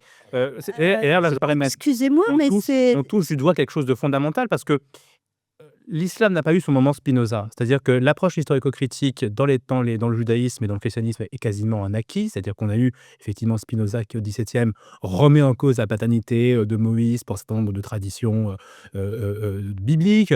On a eu le moment Ernest Renan qui, au XIXe siècle, publie sa vie de Jésus, qui est une profanation de la vie du Christ. Il parle de Jésus comme un homme extraordinaire. Et on se souvient qu'à l'époque, effectivement, son livre suscite un tollé cher, certes, chez l'Église qui est de bonne guerre, et en même temps connaît un succès littéraire assez incontestable. Alors, Renan a été injustement sanctionné sur le plan professionnel, mais il n'a pas craint pour sa vie. Et je remarque que même avec effectivement les figures les plus libérales et les plus modernisatrices de l'islam, on peine à se familiariser avec une approche historico-critique et scientifique du texte. La science, aujourd'hui, récuse le caractère divin du corpus coran de tous les religieux. Mais pourquoi est-ce si controversé de le On se dire? place dans une autre dimension. C'est la dimension de la science. Et on se place, c'est une autre dimension. Une dimension Euh, scientifique. C'est une autre dimension. On peut le regarder comme un livre comme les autres et se placer dans une dimension qui ne croit pas du tout à la sacralité de ce livre. C'est une façon de voir et chacun est libre de le faire. Et on peut se placer dans l'autre dimension, la dimension de la très grande majorité des musulmans dans le monde. Et à partir de là, qu'est-ce qu'on peut faire pour présenter quelque chose de plus compatible avec notre époque, qui permette aux musulmans de vivre plus sereinement avec leur époque. Donc, il y a deux dimensions de faire. Dire que les musulmans n'ont jamais approché le Coran avec un regard historique n'est pas vrai. Donc, ça a commencé déjà scientifique, historique. Quand on dit historique, c'est scientifique. En gros, ce que vous dites, c'est est-ce qu'il y a une possibilité de déminer les aspects les plus explosifs de cette Tout religion? ce qui est négatif. Voilà. Est-ce qu'à partir du même texte coranique, est-ce qu'il y a une possibilité ou pas? C'est une question que je me suis posée. Non, mais c'est une question légitime. Alors, on va essayer d'avancer justement sur cette histoire d'interrogation. Un des points que vous soulignez, que vous rappelez, Fergan, dans votre livre, vous soulignez vous citez Maxime Renasson, qui va un peu dans votre sens quand il dit « Le monde musulman a eu bien moins de curiosité envers l'Occident chrétien avant le XVIIIe siècle que celui-ci n'en avait à son égard ». Mais encore une fois, ça ne préjuge pas de l'historicité ou non de la fabrication de ce totalitarisme. Et vous dites aussi, Fergan, à propos de l'imprimerie, qui est quand même un des grands points d'achoppement, respectivement utilisé, je vous cite, dès 1493, 1567 et 1627 par les Juifs de Salonique, les Arméniens de Constantinople et les Grecs, ce que l'archevêque de Mayence désignait au XVe siècle comme l'art divin de l'imprimerie est boudé par les musulmans jusqu'au XVIIIe siècle. Et au tournant des années 1800, L'alphabétisation se situe entre 20 et 50% dans les principaux pays d'Europe, entre 25 et 30% au Japon, entre 15 et 25% en Chine, mais n'excède pas 3% de la population de l'Empire ottoman. Euh, et ça nous conduit à la question suivante, qui est la grande question, la rencontre du monde musulman avec l'Europe, avec l'Occident, et particulièrement avec l'Europe des Lumières, à partir de l'expédition d'Égypte de Napoléon en 1798. Alors là, il y a beaucoup de choses chez l'un et chez l'autre. Vous n'êtes pas du tout d'accord sur l'interprétation, et c'est une discussion qui est très intéressante à avoir. Donc, on sait ce qui se passe, les faits sont simples. La France est encore tout auréolée des Lumières politiques et de la Révolution quand Napoléon débarque en Égypte en 1798, avec non seulement son armée, mais une cargaison de scientifiques et même des rabbins, littéralement dans le but d'impressionner les oulémas, les imams et les dignitaires, et leur montrer de quoi l'Europe est capable. Et effectivement, ça marche. C'est-à-dire qu'il y a, vous citez Fergan, vous citez notamment Jabarti, l'historien né en Égypte d'origine somalienne, qui écrit: tous ces gens-là, donc les Français, connaissent quantité de choses et des combinaisons extraordinaires. Ils arrivent à des résultats inimaginables. J'ai vu certains d'entre eux qui connaissent des chapitres du Coran par cœur. Ça, ils sont très impressionnés par le fait que, justement, les livres ont été traduits et que les Français connaissent le Coran. Ils manifestent un grand intérêt pour les sciences, principalement les mathématiques et la connaissance des langues. Ça aussi, la question de la traduction est centrale. Ils font de grands efforts pour apprendre la langue arabe et le dialecte. Ils y consacrent leur jour et leur nuit. Et en même temps, si fasciné soit-il, Jabarti écrit, il dénonce le mensonge et la stupidité de la proclamation napoléonienne qui soutient que les êtres humains sont égaux devant Dieu. Et la même année, en 1798, le ministre ottoman des Affaires étrangères met en garde le gouvernement turc contre cette France athée où, je cite, on voulut à tout prix l'égalité et la liberté par lesquelles on espérait atteindre la félicité parfaite en ce monde.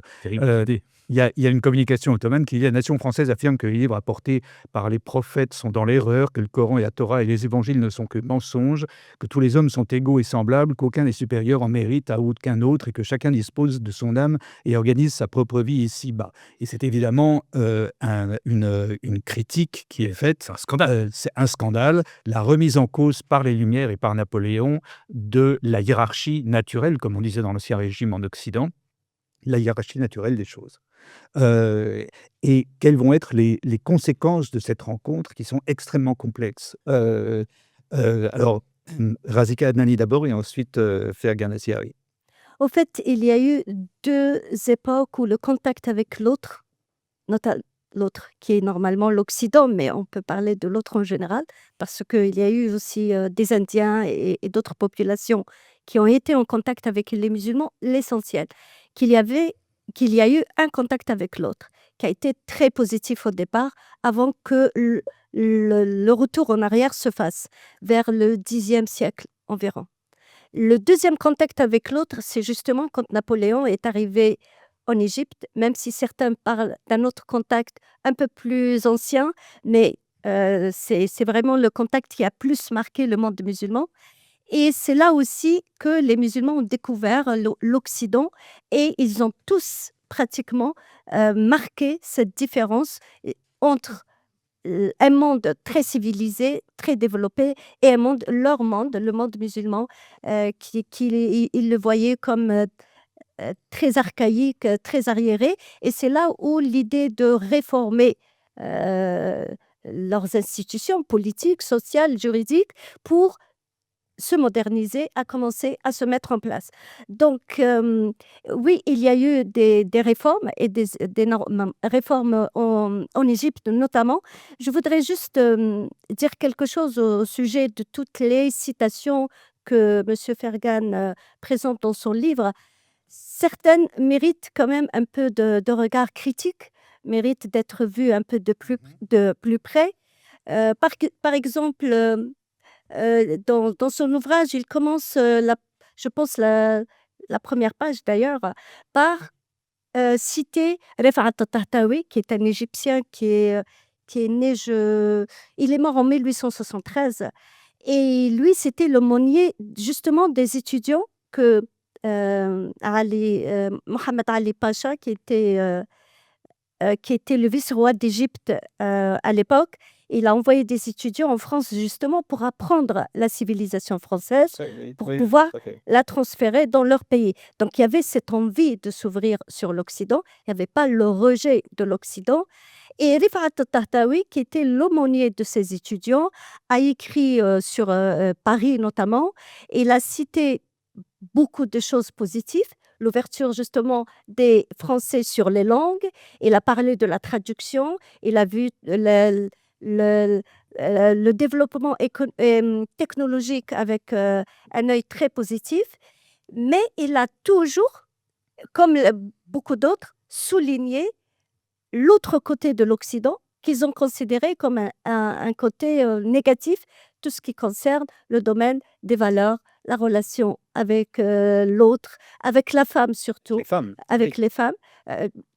Rifat al-Tahtawi, dans son livre, il dit que les Français sont des esclaves de leurs femmes. Et soient belles Donc, ou moches. le présenter comme ça dans la première page comme celui qui pouvait aujourd'hui être étonné de l'état des musulmans d'aujourd'hui, je suis un peu désolée parce qu'il a participé à ce qui se passe aujourd'hui.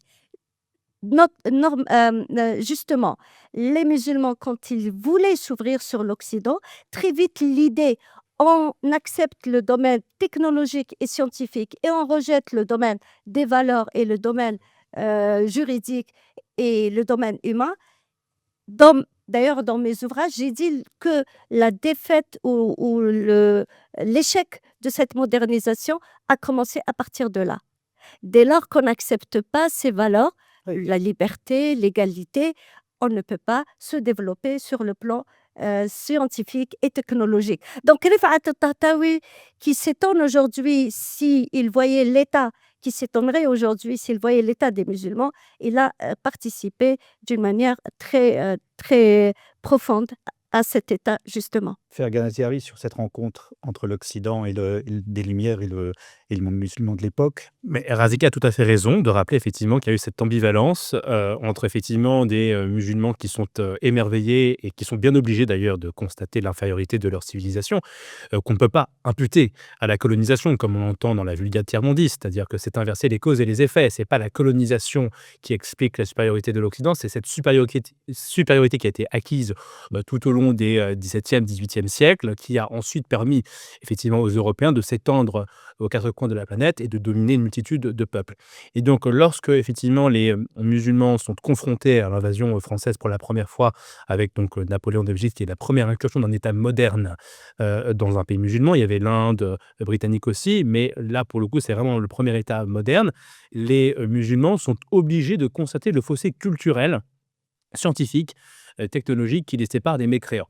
Et donc, il y a cette ambivalence, c'est-à-dire qu'à la fois on est fasciné par la technologie, les réalisations scientifiques, techniques, et en même temps, cette défiance qui, moi, que je fais remonter à l'Antiquité, et j'insiste là-dessus, à l'égard des valeurs, des institutions et du système juridique.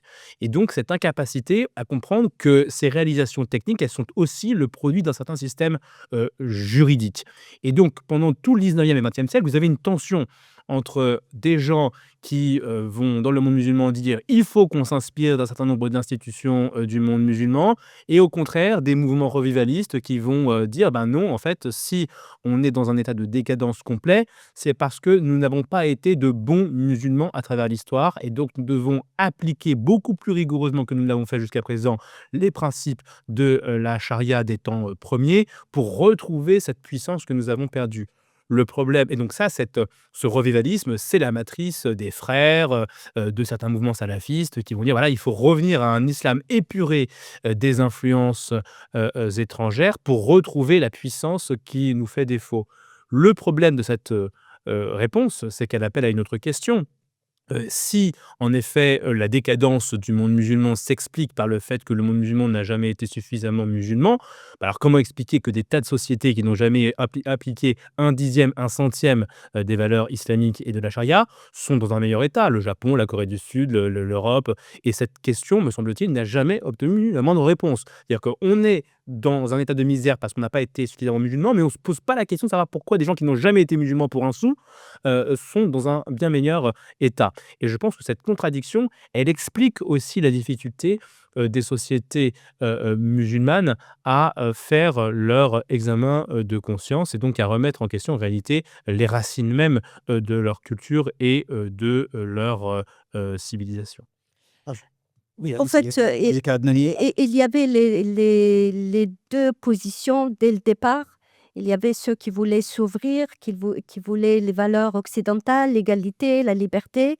Il ne faut pas oublier que, la constitution syrienne de 1925 a admis l'égalité de tous les citoyens dans ses textes, en dehors de l'égalité homme-femme. La constitution irakienne, la constitution, égyptienne de 1923, toutes les 3 constitutions dont je viens de parler ont inscrit la liberté absolue de croyance, ainsi que la constitution, libyen en 58, la constitution algérienne. La liberté de conscience a été inscrite et malheureusement, c'est comme, lors des premiers siècles de l'islam, ce sont les conservateurs qui ont fini par Oui, il s'imposer. doit y avoir des raisons à ça. Il C'est que justement, des raisons justement. Il y a eu des raisons, qui sont historiques, là on ne oui, peut pas le nier, mais il y a eu des raisons, politiques et géopolitiques. Par exemple, le colonialisme, qui a commencé, à ce moment-là, a donné beaucoup, d'arguments aux conservateurs. Il mais n'a pas été du côté le fait qu'il y ait le colonialisme, les conservateurs l'ont utilisé en leur faveur, en disant justement aux musulmans: «Si vous êtes dans cette situation, si on vous a colonisé, c'est parce que vous vous êtes éloignés de votre religion». Donc c'est un des éléments qui a fait alors, que, là, on va aborder on va revenir sur cette histoire de colonisation parce que c'est vraiment, crucial même pour comprendre, ce qui se passe aujourd'hui. Il y a 2 choses, essentielles qui apparaissent dans vos 2 livres d'ailleurs. D'une part, dans quel type de société la colonisation se produit, notamment en Algérie en 1830? C'est des sociétés qui sont extrêmement hiérarchisées. Il y a la bourgeoisie citadine, il y a les tribus arabes, il y a, ensuite les Kabyles par ordre d'importance décroissante, et ensuite il y a les Juifs et puis il y a les esclaves.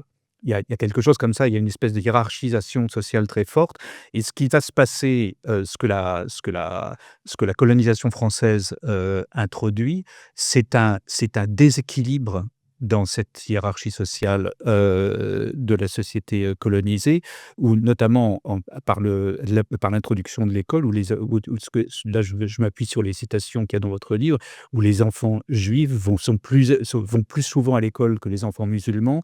Il y a comme ça une espèce de déséquilibre qui se crée sous l'effet de la colonisation, qui est très, très mal vu par les dignitaires musulmans notamment. Hem, il y a des vous citez, alors c'est au Maroc, vous citez, le cin le la commentaire de l'historien Al-Nassiri du décret royal du 5 février 1864 qui interdit la discrimination contre les juifs marocains, et l'historien Al-Nassiri juge que cette liberté qu'ont établie les Européens dans ces dernières années est l'œuvre absolue de l'irréligion, car elle comporte la destruction complète des droits de Dieu, des droits des parents et des droits de l'humanité. Rien de ça. Et puis il y a évidemment le fameux décret Crémieux. Il y a qui est face au qui est la citoyenneté accordée aux Juifs, et en face, à la demande des Juifs algériens, ce qu'on oublie souvent, et en face, une pétition de notables musulmans du Constantinois disant: «Notre plus cher désir, la chose à laquelle nous tenons le plus, c'est de conserver notre loi, la charia».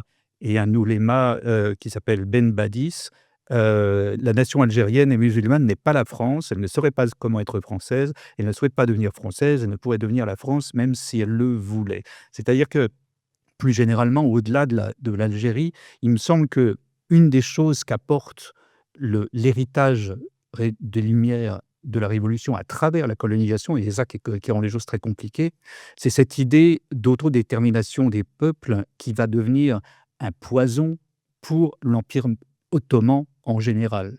C'est-à-dire Qui va que le tuer. qui va tuer l'Empire ottoman lentement, mais sûrement. On assiste aux premières étincelles sous l'effet du romantisme de gauche à l'époque, les premières étincelles de la lutte pour l'indépendance en Grèce. Byron va fameusement aller se battre là-bas et y mourir, etc. C'est-à-dire que c'est la complexité de cette situation, c'est que d'un côté, on a effectivement la colonisation, de l'autre, cette même colonisation apporte une espèce de poison émancipateur qui tend à bouleverser complètement les sociétés traditionnelles. Et est-ce que c'est pas ça qui donne des armes aux conservateurs aussi, cette déstructuration de la société traditionnelle à travers non seulement la colonisation, mais l'idéal des Lumières? Tout d'abord, je voudrais juste revenir sur la société algérienne en 1830. Vous avez parlé des Arabes, des Kabyles. Au fait, il y avait des Berbères. Tout le monde, à l'époque, était des Berbères mélangés avec d'autres populations du monde, évidemment. Il y a des Romains, des Italiens, d'ailleurs, très tôt dans leur histoire, des Arabes, des Byzantins et d'autres populations, mais la grande majorité était des Berbères. Les Kabyles sont des Berbères. Donc les Kabyles, c'est Oui, une bien sûr, frange des Berbères. Les Arabes, il y avait des arabophones, mais il n'y avait pas énormément d'arabophones. L'Algérie, comme le Maroc et la Tunisie, se sont arabisés en grande partie après l'indépendance de ces pays, avec l'arabisation de l'école. Donc il y avait une population dont la majorité était déjà berbérophone à l'époque. Concernant l'Occident, le monde musulman a regardé l'Occident au départ avec un œil admiratif. Donc il y avait un regard positif sur l'Occident, y compris sur les valeurs occidentales, l'égalité, la liberté, en dehors des religieux, évidemment, qui n'étaient pas d'accord, mais je parle de la population. Et la colonisation a fait que, en quelque sorte, il y avait comme si le fait que la colonisation elle-même, elle considère qu'il y a une population supérieure à l'autre, hein, c'est ça la colonisation.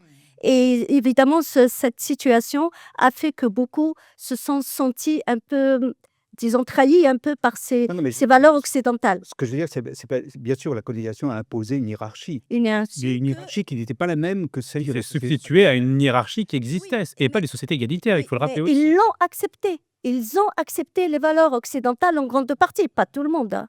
Mais beaucoup, notamment les intellectuels, étaient ouverts sur ces valeurs. Ils ont écrit beaucoup de livres dans lesquels ils défendaient ces valeurs d'égalité, de liberté, de dignité humaine. Évidemment, la réalité a rattrapé beaucoup de personnes qui ont fait que ça a donné ce que ça a donné, et ça a donné surtout des arguments aux conservateurs pour s'opposer aux modernistes. La colonisation et ses côtés négatifs ont été utilisés par les conservateurs contre les modernistes. Et c'est là où le déséquilibre s'est fait. Mais je reviens toujours aux citations de Fergan. Je dis toujours je l'ai dit tout à l'heure, qu'il faut les prendre avec un peu de recul, parce que quand il dit, par exemple, que les musulmans n'ont exprimé aucune admiration pour C'est pas ce que les je dis. vestiges romains et les vestiges notamment romains.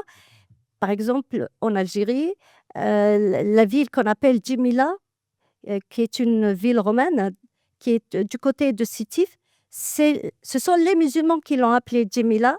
En arabe, Djimila veut dire belle. Donc ils ne l'ont pas appelée Djimila pour rien. S'ils l'ont appelée Djimila, c'est qu'ils l'ont vue comme une ville belle et qu'ils se sont émus devant cette beauté.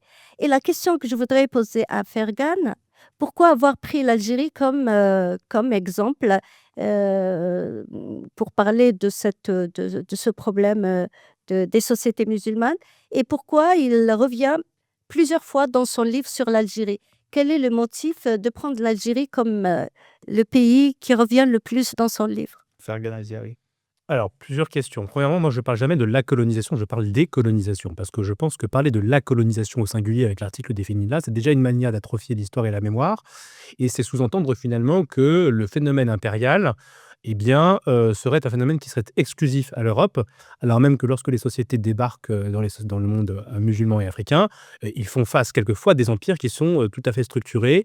Je pense au califat de Sokoto, qui est situé dans l'actuel Nigeria, que je cite, qui est qui est un empire esclavagiste, qui est l'une d'ailleurs des plus grandes sociétés esclavagistes de son temps, avant son démantèlement par les puissances européennes.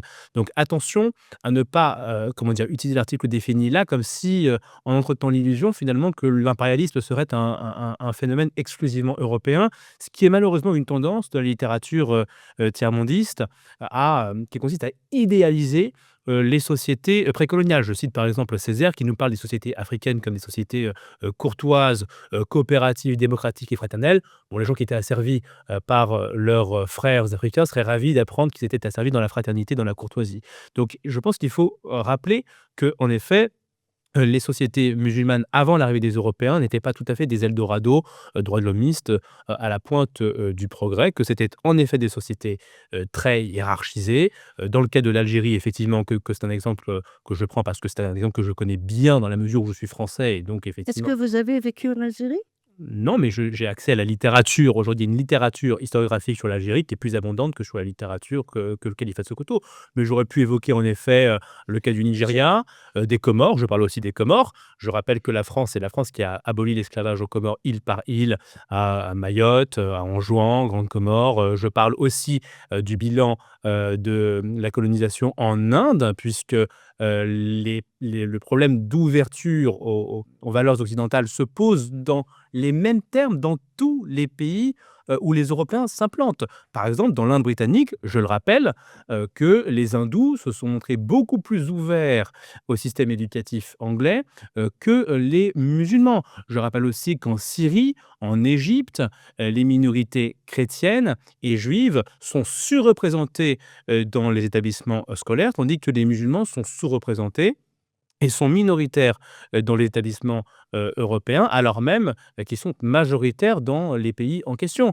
Eh bien, pour le Maroc et l'Algérie, c'est la même chose. Alors, j'ai parlé de l'Algérie, j'aurais pu parler d'autres pays, mais je ne pense pas faire une fixette sur Il y a je pratiquement un tiers de votre ouvrage Mais parle de l'Algérie. mais Donc, je me pose la question. l'Algérie a servi de laboratoire à la colonisation Exactement. française. C'était une colonie de peuplement. C'est C'est il y a une sorte de logique à prendre l'Algérie comme, et mettre étalon des dynamiques qui sont mises en place dans la d'autant plus, Non, d'autant il plus, n'a pas pris l'Algérie d'autant plus, comme si je peux juste exemple terminer. pour étudier le colonialisme français. Il l'a pris C'était la comme seule exemple colonie de pour peuplement. critiquer les sociétés musulmanes. Il prend l'Algérie comme exemple. Je me demande pourquoi. Eh ben, je Parce réponds. que pour prendre un pays comme exemple, il faut qu'il y ait Je des réponds. raisons. Je réponds. Peut-être la deuxième question que je S'il vous plaît. voudrais te poser, Lazerae, pourquoi sur Fergal, pourquoi sur le titre, pourquoi l'islam est en majuscule? Parce que c'est la civilisation que je critique et pas Donc seulement vous la religion. parlez de civilisation musulmane contre la modernité et non pas de l'islam. Je parle de la civilisation islamique, parce que les conventions littéraires françaises exigent que l'on parle de l'islam grand I pour désigner la civilisation et islam petit i pour désigner la religion. Donc moi, je vise Donc la civilisation. donc vous dites que c'est la civilisation musulmane qui est contre la modernité, ce n'est pas l'islam? Bah, le fait est qu'aujourd'hui, la civilisation islamique a été forgée par la religion Non, musulmane. là Mais vous d'ailleurs, cette vous confusion. expliquez très bien dans votre ouvrage, page 16, et vous renvoyez vers une note dans laquelle vous dites: «Si l'islam est écrit avec un I majuscule, cela veut dire qu'il désigne la religion musulmane. S'il est Non, non, écrit I avec» majuscule, c'est la civilisation et I pardon, oui, minuscule, vous c'est avez la raison. religion. Pour les S'il est littéraires oui, françaises, non, je me exigent. suis trompée. Et d'ailleurs, dans la langue arabe, il n'y a pas cette Je distinction parce qu'il n'y a pas de majuscule et oui, pas de minuscule. est-ce que je peux terminer? Donc vous dites que si on l'écrit avec un I minuscule, il désigne la religion musulmane. Bien sûr. S'il est écrit avec I majuscule, il désigne la civilisation musulmane. Donc le titre Islam contre la modernité, c'est la civilisation Tout musulmane à fait. qui est concernée. Tout à fait. Et alors pourquoi vous appelez à sortir de l'islam, à apostasier, si l'islam n'est pas concerné par le problème? Si c'est juste la civilisation musulmane? Parce que la civilisation a été musulmane a été, me semble-t-il, en grande partie, pas que, mais en grande partie forgée par la religion musulmane et moi j'appelle à une Vous n'avez donné aucun argument qui montre que cette civilisation que vous critiquez et ses côtés négatifs sont dus à l'islam. Vous n'avez donné aucun argument. Mais si Vous tu donnes avez les il a juste dit tout attendez, tout Radhika, est noir. c'est vous qui dites que la civilisation musulmane est structurée par l'islam. Non, moi je donne des exemples, je donne des arguments, oui. mais Mais je mais reviens avec ça. à ce livre et quand il dit sortir de l'islamisme, de l'islam, Ouais. pardon, ça c'est moi qui dis. Il a écrit avec un I majuscule, Ouais. donc sortir de la civilisation musulmane. Tout à Ok, fait, d'accord. j'assume tout. Et alors pourquoi vous dites que la réforme de l'islam est une illusion et là vous écrivez islam Attendez, avec on va un on va I revenir sur la question de la réforme à la fin de cette émission, si vous voulez bien. Mais j'aimerais bien qu'on avance un Mais peu. bon, je réponds sur l'Algérie parce que pour moi, l'Algérie, je suis prêt à répondre à cette question, j'ai pas de souci. L'Algérie est un cas très intéressant parce que c'est le seul territoire musulman qui a été confronté à ce qu'on appelle une colonisation de peuplement. Donc, c'est pas seulement un protectorat, c'est pas une tutelle. C'est un laboratoire de l'échec de l'islam parce que c'est le pays qui a été le plus pénétré de l'influence française et occidentale dans le monde musulman. Ni l'Égypte, ni la Tunisie, ni le Pakistan n'ont subi une telle pénétration. C'est en cela que je prends l'exemple de l'Algérie. Oui, mais alors Et donc, on est fondé à se demander comment un pays qui a connu une telle influence, une telle pénétration culturelle, démographique, anthropologique, eh bien, 30 ans après la fin de 30 ans après l'indépendance, pardon, que ce pays se jette dans les bras du Front islamique du salut. Puisque la guerre civile, elle vient de là. Les Algériens sont sur le point de donner les clés au Front islamique du salut et c'est l'armée qui interrompt mais vous le oubliez un processus certain électoral. un Et certain- c'est cela que j'interroge. vous oubliez un certain nombre d'éléments dans cette histoire. C'est pour ça que je voudrais revenir une seconde sur la question de la colonisation et de ce qui s'est joué pendant les années de la colonisation. Je disais tout à l'heure que les idéaux des Lumières, à travers la colonisation, avaient contribué à déstabiliser les sociétés traditionnelles. Ça s'est joué à travers la question de l'éducation, ça vous le montrez assez bien. Ça s'est joué aussi avec la question de la hiérarchisation des différentes strates de la population, notamment avec les Juifs. Et les esclaves noirs. Et on va y venir. Je voudrais citer un extrait d'un texte de Ismaël Urbain, qui était le conseiller de Napoléon III aux affaires orientales, lui-même converti à l'islam, qui dit à un moment donné, parce que les Français en Algérie tendent à s'appuyer sur la population juive à un moment donné, qui les accueille de manière moins hostile Comme que les la libérateurs, population musulmane, dire. plutôt comme des libérateurs. Et Ismaël Urbain dit ça, les Français sous-estiment le mépris que les musulmans vouent aux Juifs. En s'appuyant sur ces parias dégradés, les généraux et les administrateurs de l'Empire commettent une double erreur. Ils abandonnent la garde de l'honneur et de la dignité de la France et renforcent cette antipathie profonde qui éloigne encore les Arabes de nous et qui leur fait dire, avec une espèce de dégoût, le Français et les Juifs ne font qu'un. Ça dit quelque chose d'une sorte de tension qui était en train de se mettre en place, il me semble, mais qui est très ambiguë à analyser parce que la France elle-même n'était pas claire sur la question surtout à cette époque, sur la question des idéaux des Lumières. Non, absolument. On trouve par exemple chez Flaubert, ça c'est vous qui le citez, on trouve chez Flaubert, dans des voyages en Égypte, une critique féroce de la colonisation, mais avec des arguments totalement conservateurs, où il constate que les femmes mettent de moins en moins de voiles, et Flaubert écrit « Bientôt, les femmes turques vont se mettre à lire des romans ». Et on sait que Flaubert était absolument contre, comme il était contre l'éducation obligatoire. Flaubert parle là d'une forme exprime cette espèce d'orientalisme qui imagine une sorte d'Orient comme alternative aux contradictions des Lumières qui sont en train d'apparaître en conséquence de la révolution industrielle et de ce qui est en train de se passer en Europe. C'est très visible chez Pierre Loti. Voilà, donc il y a tout ça.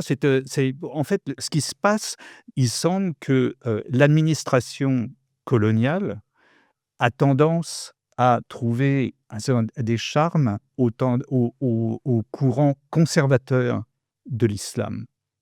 Pour une bonne part, justement parce qu'une bonne partie des administrateurs de l'administration coloniale ne sont pas des aficionados particuliers des idéaux des Lumières.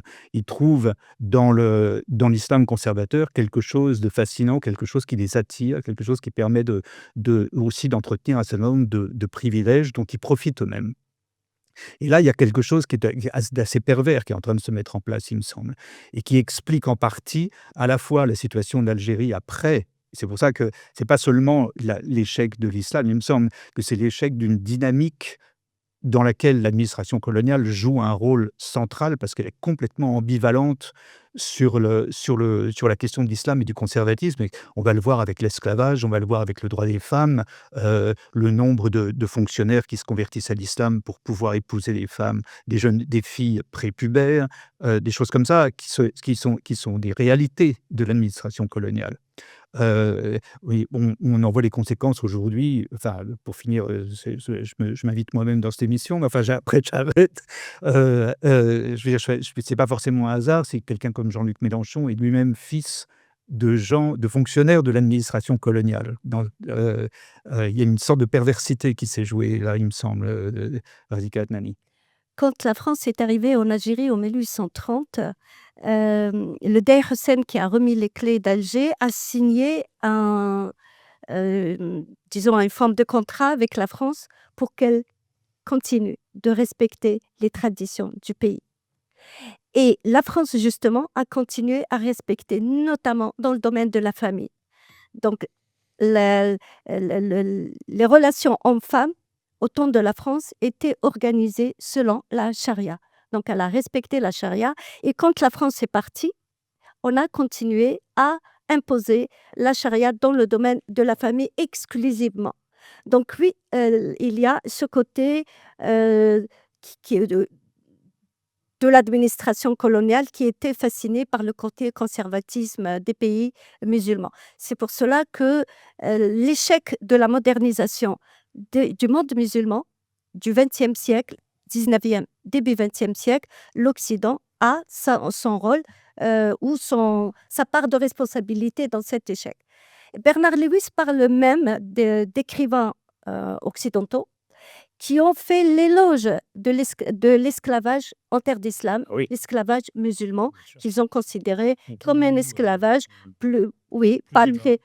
pas négatif, au contraire, étant donné qu'ils traitent bien les esclaves. Ouais. Donc, ça se passait bien et pourquoi le critiquer? Donc, comme aujourd'hui, il y a ceux qui défendent le port du voile. On l'a vu aussi. Donc, oui, l'Occident, il a une part de responsabilité dans l'échec de la période de modernisation des sociétés musulmanes.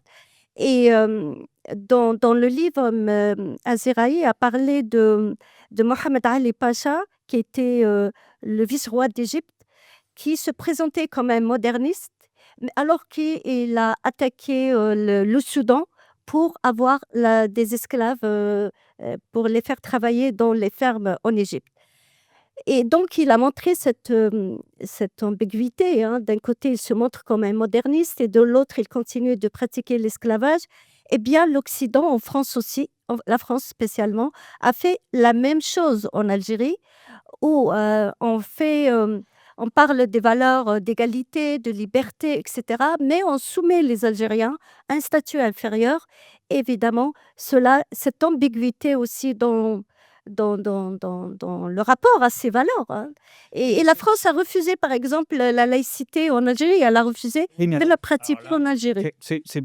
dans quelle mesure est-ce que ce statut, comme le statut personnel musulman, comme on appelait ça à partir de 1860, qui a été quand même mis en place sur les conseils, notamment de Ismaïl Urbain, qui était lui-même musulman, et qui donc effectivement a créé un système totalement d'exclusion de fait des musulmans de la société algérienne et conduit finalement à l'indépendance. Dans quelle mesure ce statut justement n'était pas aussi une concession aux conservateurs musulmans, dans la mesure où, Oui. dans la mesure où n'étant pas considérés comme français, le code civil ne s'appliquait pas à eux, donc la polygamie pouvait être maintenue, l'esclavage pouvait être maintenu, il y avait un certain nombre de choses comme ça. Donc c'est les classes musulmanes supérieures et conservatrices ne voyaient pas forcément.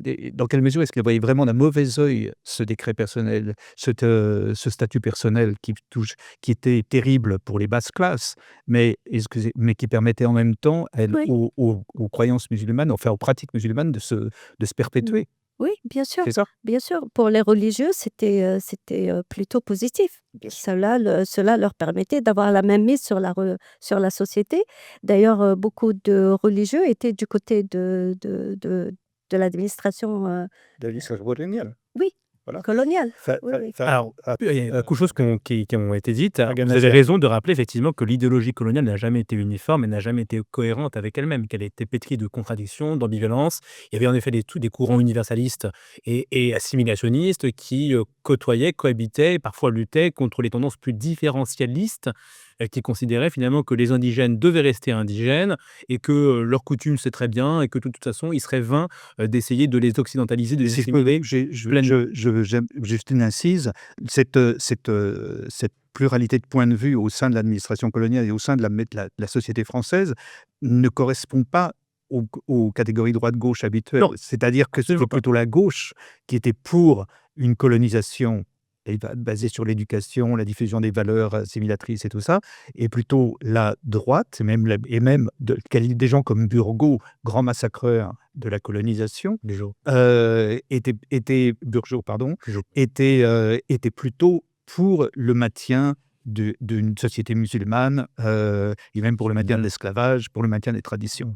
Donc c'est au vu de ce qui se passe aujourd'hui, ça éclaire autrement les revendications Et au musulmanes. Maroc, l'IOT, par exemple, a viré un fonctionnaire qui voulait placarder les déclarations des droits de l'homme et du citoyen. Donc, cette tendance différentialiste, que moi j'appelle le syndrome de Pierre Loti, parce que ça fait référence à cette espèce de culte de l'exotisme, une exacerbation de l'altérité qui est presque excessive et qui conduit finalement, sous couvert de différence et de pluralisme, à parfois accepter des traditions qui sont assez discutables au motif que c'est l'autre avec un grand A. Donc c'est Qu'on retrouve ensuite dans la nouvelle droite et dans les différents exactement, services extrêmement exactement. aujourd'hui. Donc cette ambivalence, elle a toujours existé. Cependant, moi, je suis quand même gêné. Alors évidemment, moi, je dis qu'il y a une petite part de responsabilité de ce paternalisme colonial qui a continué à verser dans ce différentialisme ethnoculturel. Et donc, le colonisateur a subventionné des écoles coraniques, des madrasas, des cheikhs, et tout ça, moi, je le déplore. Et d'ailleurs, je suis bien placé pour en parler, puisque mon grand-père, aux Comores, était un cadi, était fonctionnaire de l'administration coloniale, puisqu'en effet, la laïcité n'ayant jamais été appliquée dans les colonies, le personnel du culte musulman était fonctionnalisé dans beaucoup de pays. Là où, en revanche, il faut, je pense, faire un petit sort, un préjugé qui est très répandu, c'est de dire: «Oui, mais cette laïcité, les élites, religieuses l'ont réclamée». Ce n'est pas vrai. Les élites religieuses ont réclamé, le fait de se libérer de la tutelle coloniale sur le culte musulman qui était en effet gênant pour eux parce qu'ils voulaient reprendre le contrôle du culte musulman et donc mettre fin à ce régime de tutelle qui s'exerçait.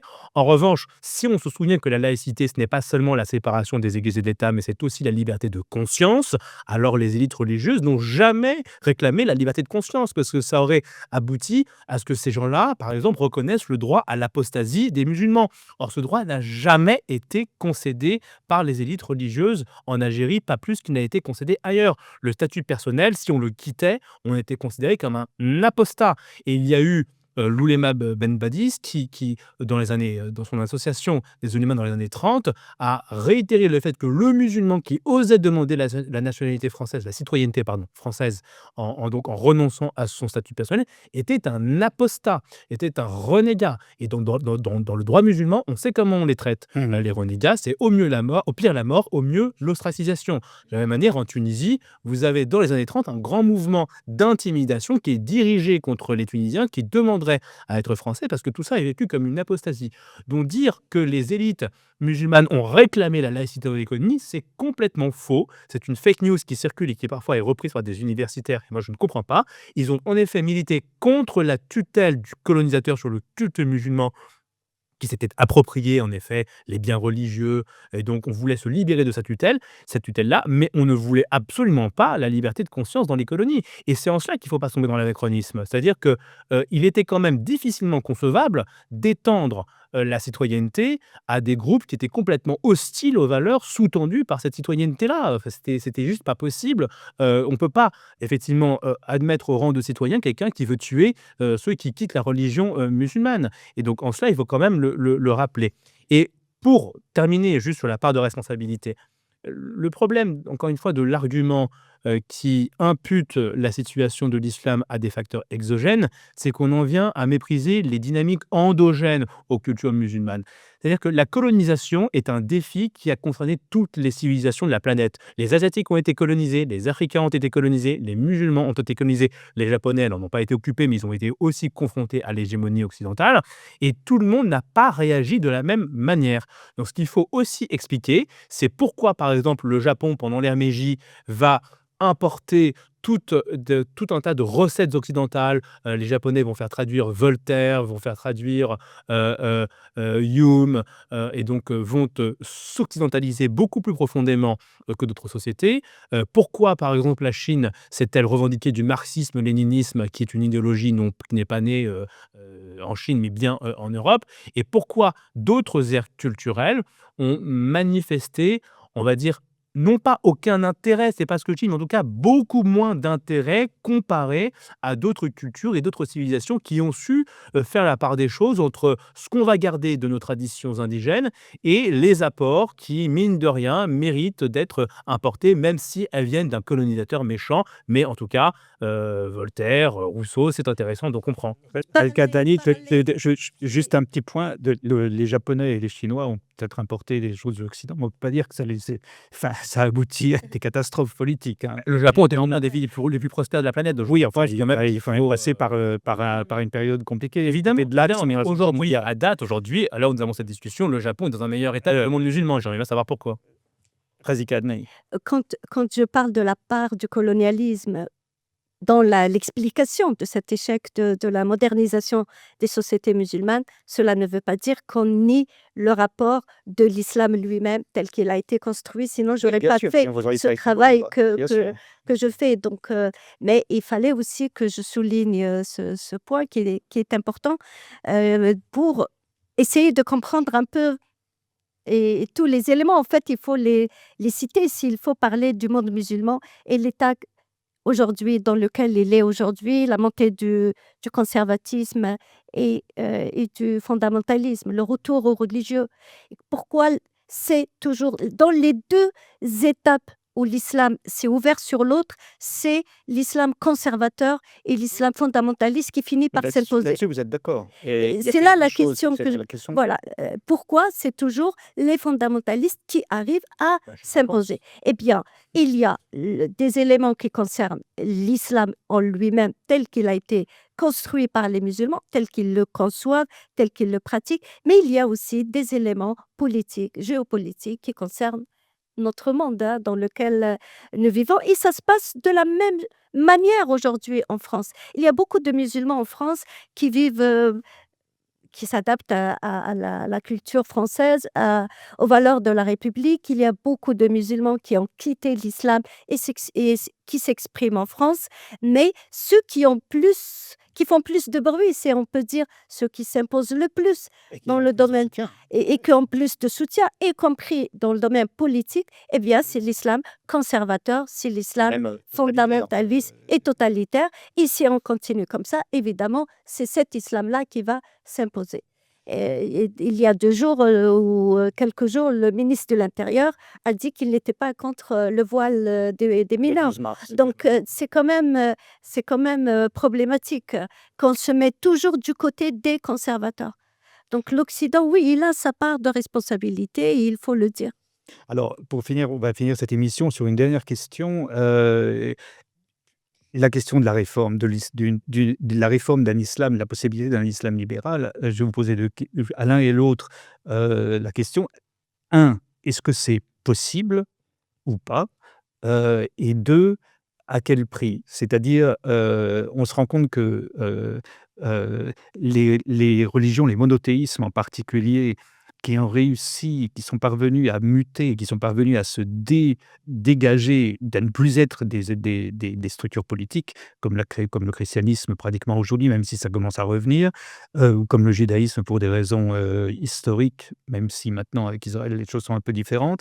Ces religions se sont en quelque sorte dévitalisées. Elles n'ont plus, c'est le problème de l'Occident, c'est qu'à force de dépolitiser les religions sont devenues des sortes de guirlandes qu'on choisit individuellement pour avoir l'impression de donner un sens à sa vie, mais bon, tout le monde sait que c'est plus ou moins du bidon. Donc la question est de savoir dans quelle mesure, si l'islam se réforme, si il y a une réforme de l'islam est possible vers un islam libéral, dans quelle mesure est-ce que ça ne va pas le dévitaliser? Et pour poser la question autrement, est-ce que l'énergie de l'islam ne vient pas du fait que c'est aujourd'hui le seul monothéisme politique et totalitaire? Je pense qu'une religion qui se sépare totalement du domaine politique ou de la vie politique, je pense que c'est une utopie. Même le christianisme qui ne se mêle pas de la gestion de l'État en France, il a des positions qu'on peut considérer comme des positions politiques. Donc une religion, elle fait partie de la société, elle fait partie de la vie des gens, elle n'est pas tout à fait, ou elle ne peut pas être tout à fait éloignée du domaine politique, c'est-à-dire du domaine de la société et de son organisation.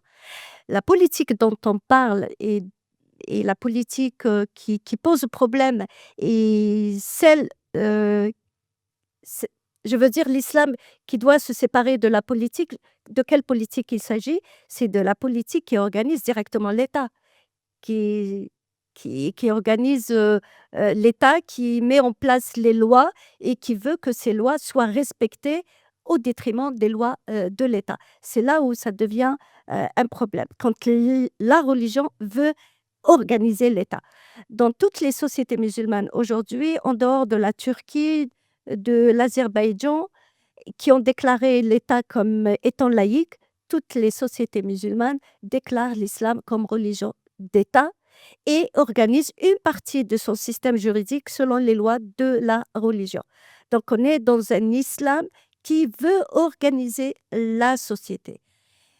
Et évidemment, cet islam-là, tel qu'il est notamment aujourd'hui, pose un grand problème car c'est un frein à la modernisation de la société, c'est un frein au changement. Aujourd'hui, ce que les sociétés musulmanes, comme au Maghreb, imposent aux femmes comme règle qui les infériorise, ne s'accorde pas avec le rôle de la femme dans la société aujourd'hui, euh, ce qu'elle a, le rôle qu'elle assume dans la Justement, société, son statut. est-ce que c'est pas justement à cause de cet aspect coercitif que l'islam séduit? Parce que précisément dans des sociétés occidentales où on a où le sens manque, la coercition et voire la souffrance, on apparaît comme une sorte de retour de la signification de la vie des gens, la vie de celui ou de celle qui croit choisir ça, est soudain dotée d'une espèce de sens. Je pose la question comme ça à cause évidemment des départs auxquels on a assisté en Syrie dans les années 2010, où on a vu des gens persuadés que soudainement ils trouvaient un sens à leur vie, y compris les femmes. C'est un emprisme plutôt psychologique Et auquel ont c'est bien soumis les reposé femmes. sur des ressorts quelconques. C'est un emprisme psychologique. On l'a vu dans des livres qui se vendent en France. Ça commence, enfin, ils sont écrits, ils tiennent un discours qui est exactement le même qu'on retrouve chez les pervers narcissiques, hein. C'est des prédicateurs qui s'adressent aux femmes en leur disant: «Dans la soumission, vous allez être heureuse. Vous vous enfermez à la maison, vous serez les femmes les plus heureuses». Donc on est vraiment dans un discours de pervers et de pervers narcissiques qui leur explique que dans cette situation de souffrance, elles trouveront leur bonheur. Donc moi je pense que l'islam peut être réformé à partir du même Coran. Il y a à partir du même Coran et de l'histoire de la pensée musulmane, hein, parce qu'il faut aussi considérer prendre en considération cette pensée qui fait partie de l'islam. Donc, quand on regarde cet islam, comment il a été construit, il suffit juste de dire, dans ce cas, on peut le reconstruire. Mmh. Parce que ce que l'être humain a construit, il peut le reconstruire. Quand je dis construit, ce n'est pas le Coran. Le Coran, c'est un livre sacré pour les musulmans. On le respecte tel qu'il est. Mais tout ce qui a été fait à partir du Coran peut être refait parce qu'il a été fait par des êtres humains. Il peut être refait par des êtres humains. Cela ne veut pas dire qu'il n'y a pas de versets négatifs dans le Coran qui appellent à la violence, qui infériorisent les femmes. Et justement, je suis contre ceux qui considèrent que le Coran est parfait et donc on applique juste le Coran et il est parfait tel qu'il est. Non, le Coran, il y a des versets qui sont très problématiques dans le Coran et c'est justement cela que le discours religieux met en place. Des versets, comme je l'ai dit, qui infériorisent les femmes, qui infériorisent les non-musulmans, qui appellent à la violence, etc. Alors, comment on doit faire le travail? Eh bien, d'abord, refaire le choix des versets qu'on a mis en place, qu'on a pris pour les mettre en pratique. Parce que quand on lit le Coran, on se rend compte finalement que les musulmans ne mettent pas en pratique toutes les règles qui existent dans le Coran. D'ailleurs, ils ne peuvent pas les mettre toutes en pratique parce que beaucoup d'entre elles s'opposent. Il y a des versets qui disent que boire du vin est permis, et il y a d'autres qui l'interdisent. Donc, il est impossible qu'on les applique en même temps toutes les deux règles. Donc, ils ont fait des choix dès les premiers siècles de l'islam. Par exemple, dans le Coran, il y a beaucoup de versets, je les ai comptés moi-même, qui reconnaissent la liberté de conscience ou la liberté de croyance. Eh bien, ces versets-là ne sont pas pris en considération ou ils ont été interprétés d'une autre manière pour donner un résultat qui ne reconnaît pas la liberté de conscience. Donc, ce travail-là de choix de versets et d'interprétation doit être refait. Dans un livre écrit par un Égyptien qui s'appelle As-Suyuti, il est né au XVIe siècle. Il a vécu au XVIe siècle. Il a écrit un livre qu'il a intitulé Les sciences du Coran. Il explique que le verset 5, le verset 105 de la sourate 5, qui dit « Ô vous les croyants, il ne vous nuira point celui qui est sur le mauvais chemin si vous êtes sur le bon chemin. » Pour moi, ce verset appelle clairement à La tolérance. la tolérance, la liberté individuelle, dont fait partie la liberté de conscience. Alors, cet érudit religieux du XVIe siècle explique comment ce verset a été abrogé. Abrogé, c'est-à-dire on ne le prend pas en considération. Et il dit, bon, on ne le prend pas en considération parce qu'à la place, on prend d'autres versets. Lequel? Celui qui dit, tout musulman qui voit le mal chez l'autre doit intervenir pour l'appeler à revenir au bien et cesser de faire du mal. Donc, il y a ce travail il y a un choix qui a été fait. Donc, pourquoi aujourd'hui, qu'est-ce qui empêcherait aujourd'hui les musulmans de refaire ce choix? Sauf la volonté, le manque de volonté. Fergan Ziari.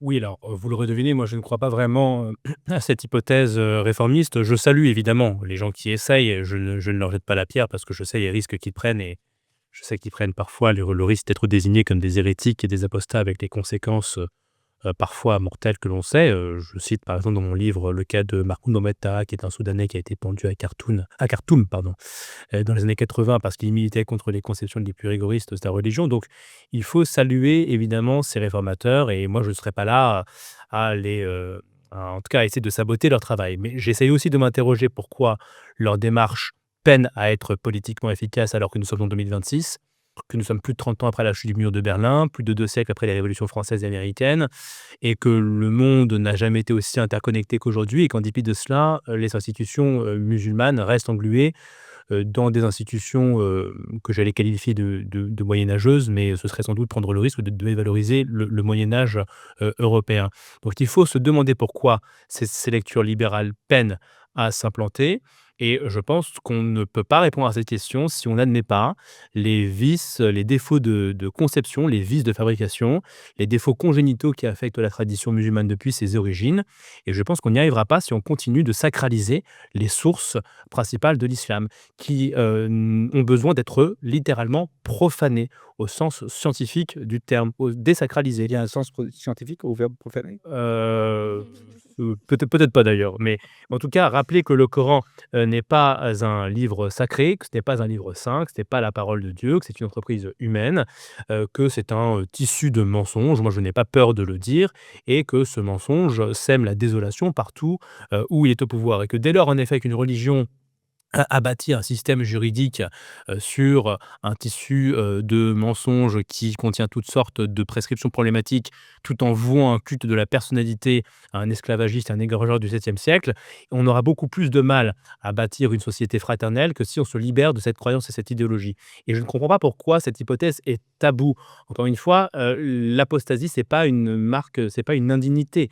Se libérer de sa religion, s'en émanciper, c'est pas une indignité. On n'est pas inférieur en dignité quand on se sépare de la religion musulmane ou quand on se sépare de la religion tout court.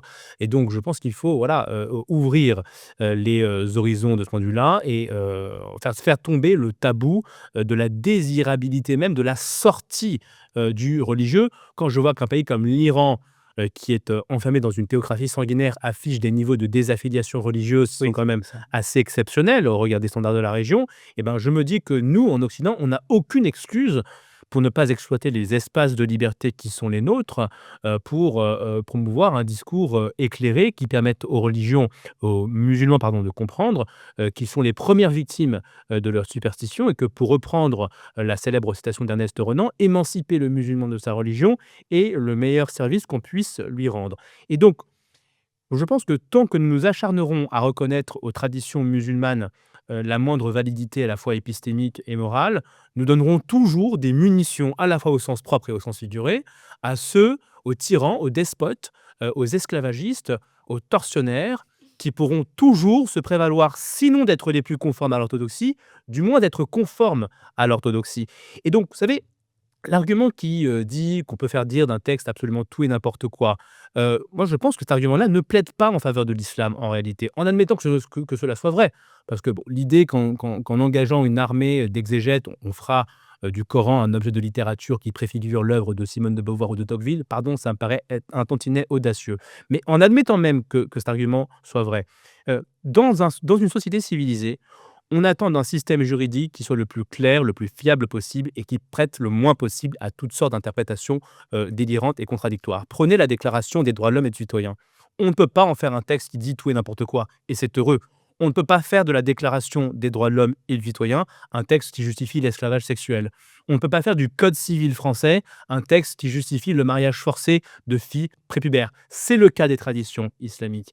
Et donc, les gens qui nous disent qu'on peut faire dire des textes islamiques à peu près tout et n'importe quoi, en fait, admettent implicitement que dans un monde où la référence musulmane existe, eh bien, Daesh n'aura jamais complètement tort. Et moi, je ne veux pas vivre dans un monde où Daesh n'a pas complètement tort. En fait, Je veux vivre, je termine, dans un monde où ce que fait Daesh peut être condamné sans possibilité de recours, sans possibilité d'ergoter sur le sens de tel ou tel verset en disant mais en fait non, quand on appelle à tuer les juifs et les chrétiens, c'est de manière allégorique. Non, on arrête avec ces discussions absurdes qui enferment nos sociétés dans des asiles à ciel ouvert et on promeut un discours scientifique, rationnel, historico-critique qui montre par A plus B que ce texte est un tissu de mensonges qui n'est pas ce qu'il prétend être. Et une fois qu'on aura admis ça, vous verrez que le monde sera beaucoup, peut-être pas en paix, mais en tout cas en meilleur état. En fait, Et un quand je dernier parle, mot, quand, la réponse. quand même, j'explique Dernier mot. juste ça parce que je n'ai jamais dit qu'un texte, on peut lui faire dire ce qu'on veut. Oui, oui. D'ailleurs, dans mon livre, je conteste ça. Et évidemment, je dis que l'objectif final de cette réforme, c'est de séparer l'islam de la dimension politique, qu'il n'organise pas la société et l'État. Et je reviens toujours à ce titre du livre Islam contre modernité. Moi, cela me pose énormément de problèmes. Mais non, on reprend pas Ah non, la je le discussion. reprends, je le On est reprends parti pour 2 parce heures. que non, je le reprends parce que parler d'islam comme civilisation, donc ce n'est pas l'islam comme religion. Et dans ce cas, pourquoi vous dites que on ne peut pas réformer l'islam et veut rentrer dans un autre sujet alors que vous parlez de la civilisation musulmane. C'est comme ça qu'on le voit sur le titre. J'invite D'une part, les gens à lire le d'une livre, part, donc ils verront pourquoi. je l'ai lu, Non, mais figurez-vous que je vous l'ai lu. pouvez arrêter Non, la je discussion parce termine que juste une chose. oui, mais Moi, pour ce lancer les titre, discussions, on ce est parti titre, pour 1 heure de plus. non, ce titre me pose un problème parce que justement beaucoup de conservateurs qui ne veulent pas toucher l'islam, qui ne veulent aucun regard critique porté sur l'islam, affirment eux aussi que ce n'est pas l'islam qui pose problème, il ne pose aucun problème, mais seulement les musulmans, leur Mais c'est pas ce civilisation. que dit, Oui, oui, oui, mais c'est ce que me dit le titre. Moi, le titre me pose un grand problème. Sauf si on ne maîtrise pas bien son sujet. Quand on me dit c'est l'islam comme civilisation, moi je le lis, l'islam comme civilisation, donc ce n'est pas l'islam comme religion.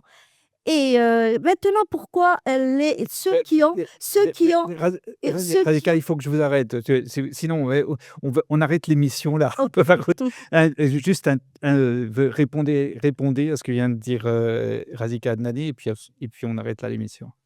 Non, très, très brièvement, encore une fois, moi je pense qu'il faut dissocier l'islam des peuples qui sont tombés sous son joug.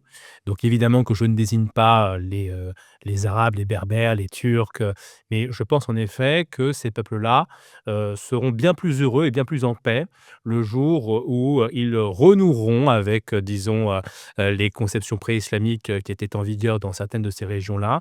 Et j'espère qu'un jour, ils comprendront que, en effet, l'arrivée de l'islam, avec un grand I et avec un petit i, a été un cataclysme qui les a arrachés à des mondes bien plus raffinés.